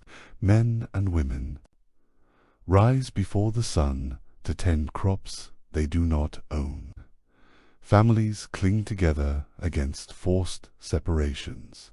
But even in bondage, there was song. There were spirituals whispered at night, stories passed down, resistance in every preserved tradition. Quilts woven with codes, languages remembered, music that survived oceans and chains. Their suffering forged the country's wealth. Their endurance became the moral reckoning that still echoes. Indigenous life. Before and after contact, long before Jamestown or Plymouth, there were civilizations thriving on these lands. The Iroquois Confederacy, the Mississippian cultures, the Pueblo peoples. Imagine a moonlit ceremony in the Pacific Northwest. Drumbeats echo off towering cedars. Children watch dancers move like wind and fire.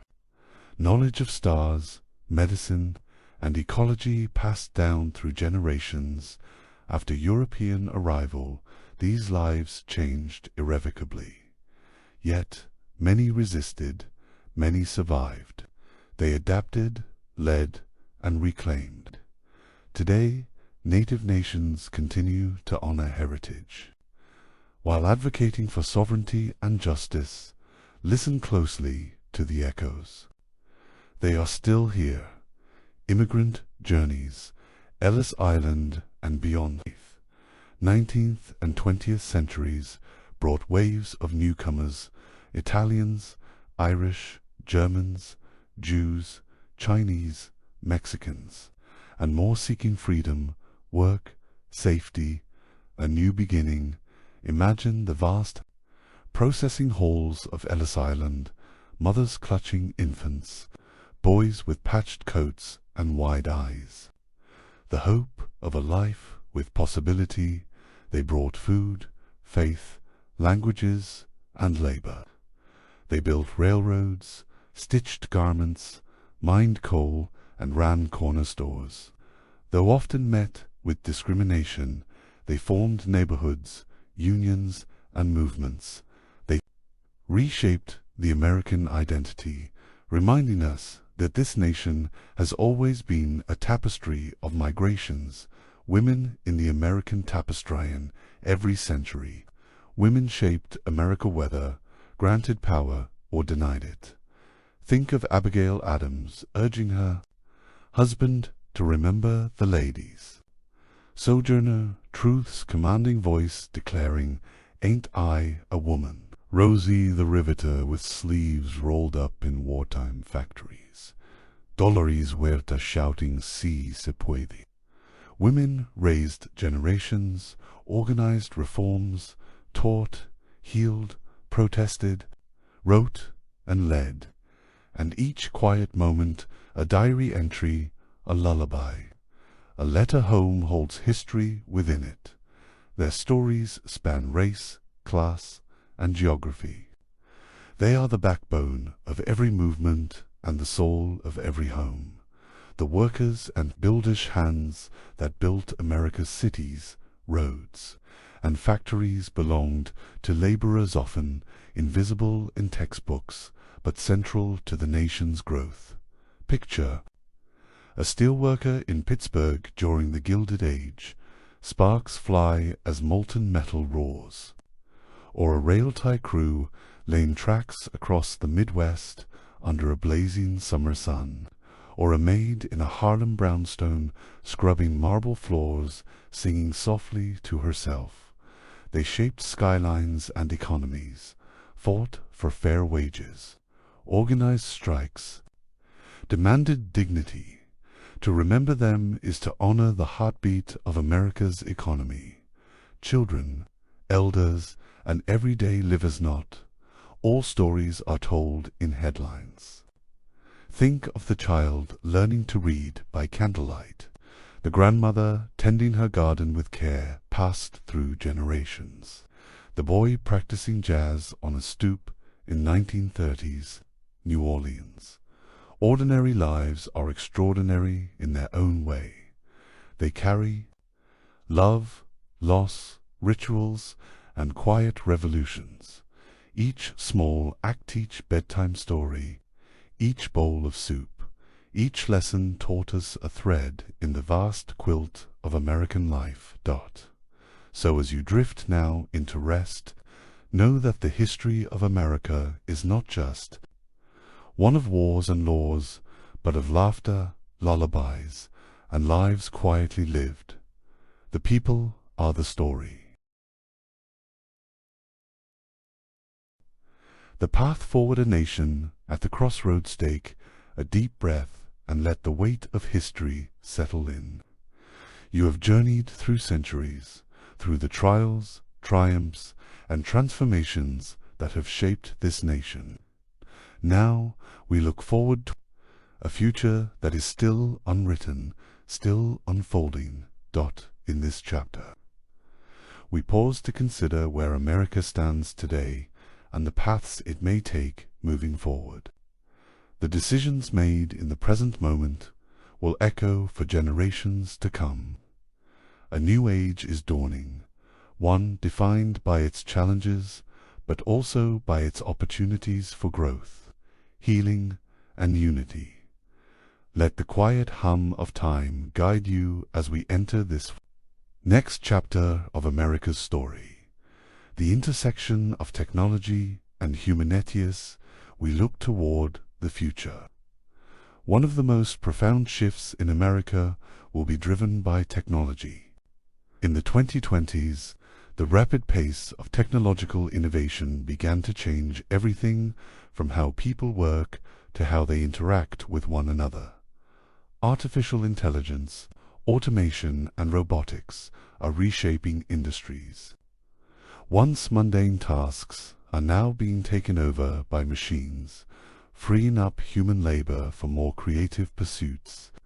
But this shift also brings challenges. Millions of workers are at risk of losing their jobs to automation, and entire industries must adapt or face obsolescence.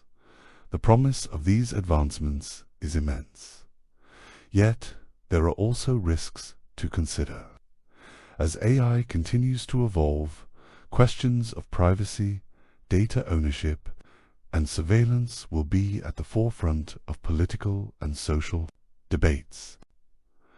The ethical use of technology, especially in fields like artificial intelligence and biotechnology, will be crucial in shaping the future of American society. The way America embraces these changes, how it balances technological progress with the well-being of its citizens will define the next chapter of its history. The climate crisis. A time for action. America's relationship with the environment has always been one of both reverence and exploitation. From the early pioneers who carved out homesteads in the vast wilderness to the industrial giants who harnessed the land's resources, the story of America's growth has always been tied to its natural world. Now, as the effects of climate change become undeniable, America faces a reckoning. Rising temperatures, increasingly erratic weather patterns, and rising sea levels are threatening communities and ecosystems across the nation. Wildfires rage in the West, hurricanes devastate the Gulf Coast, and the Midwest faces unpredictable flooding. But even in the face of crisis, there is hope. The younger generations, inspired by movements like Fridays for Future and Extinction Rebellion, are leading the charge for change.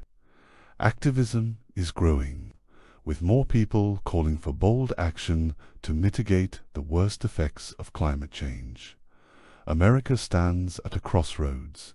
Will it continue to cling to fossil fuels, or will it embrace the future with renewable energy, sustainable agriculture, and green technology?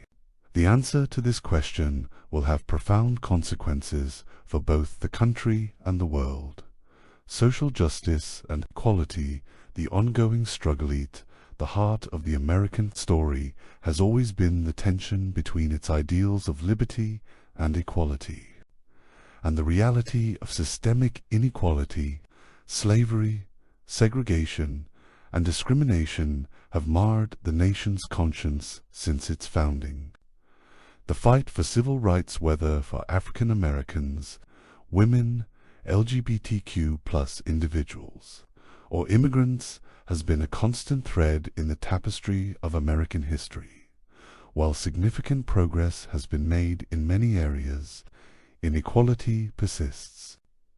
The Black Lives Matter movement brought renewed attention to racial justice in the 21st century, exposing the systemic racism embedded in American institutions. Gender inequality and the fight for women's rights continue, as does the struggle for LGBTQ+ rights, especially in the face of political backlash. There is a quiet revolution happening across America, driven by voices demanding justice and equality. But the road ahead is long.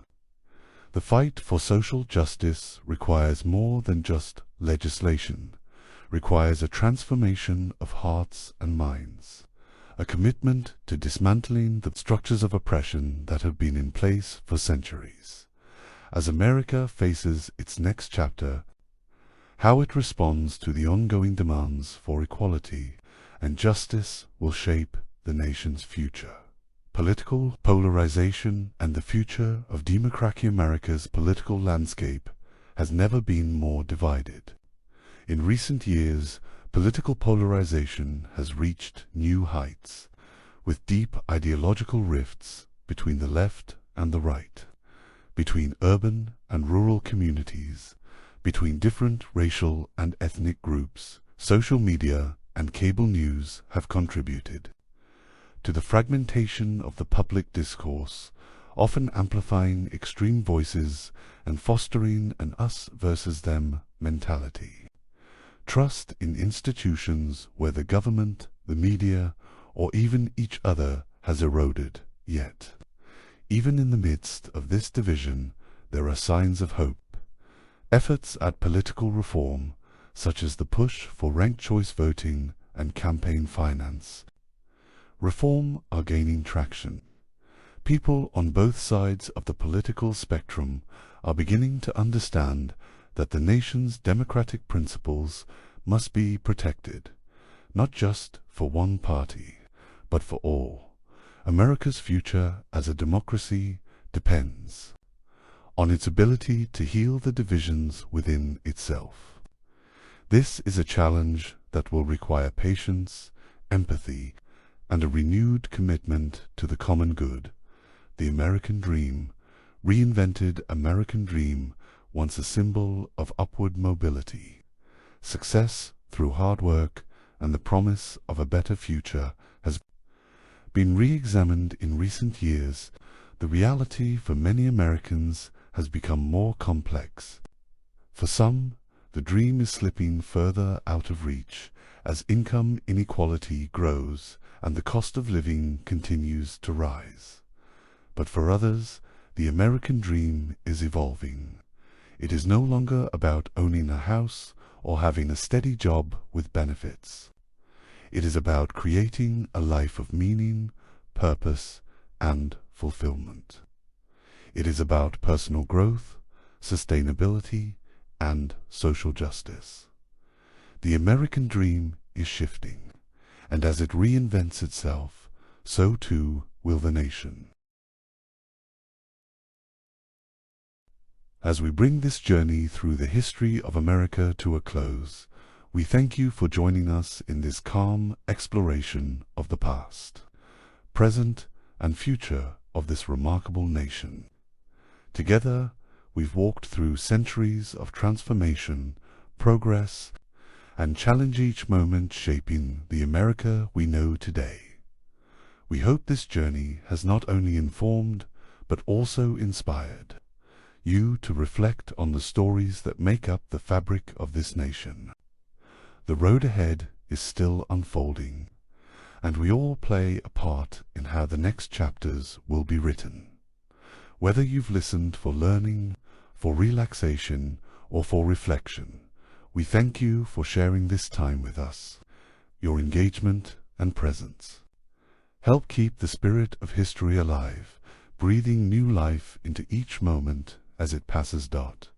So, as you drift into peaceful rest or continue with your day, remember that history is always with us. It shapes our decisions, our communities, and our hearts. Thank you for watching, and may your journey, like America's, continue forward, rich with possibility.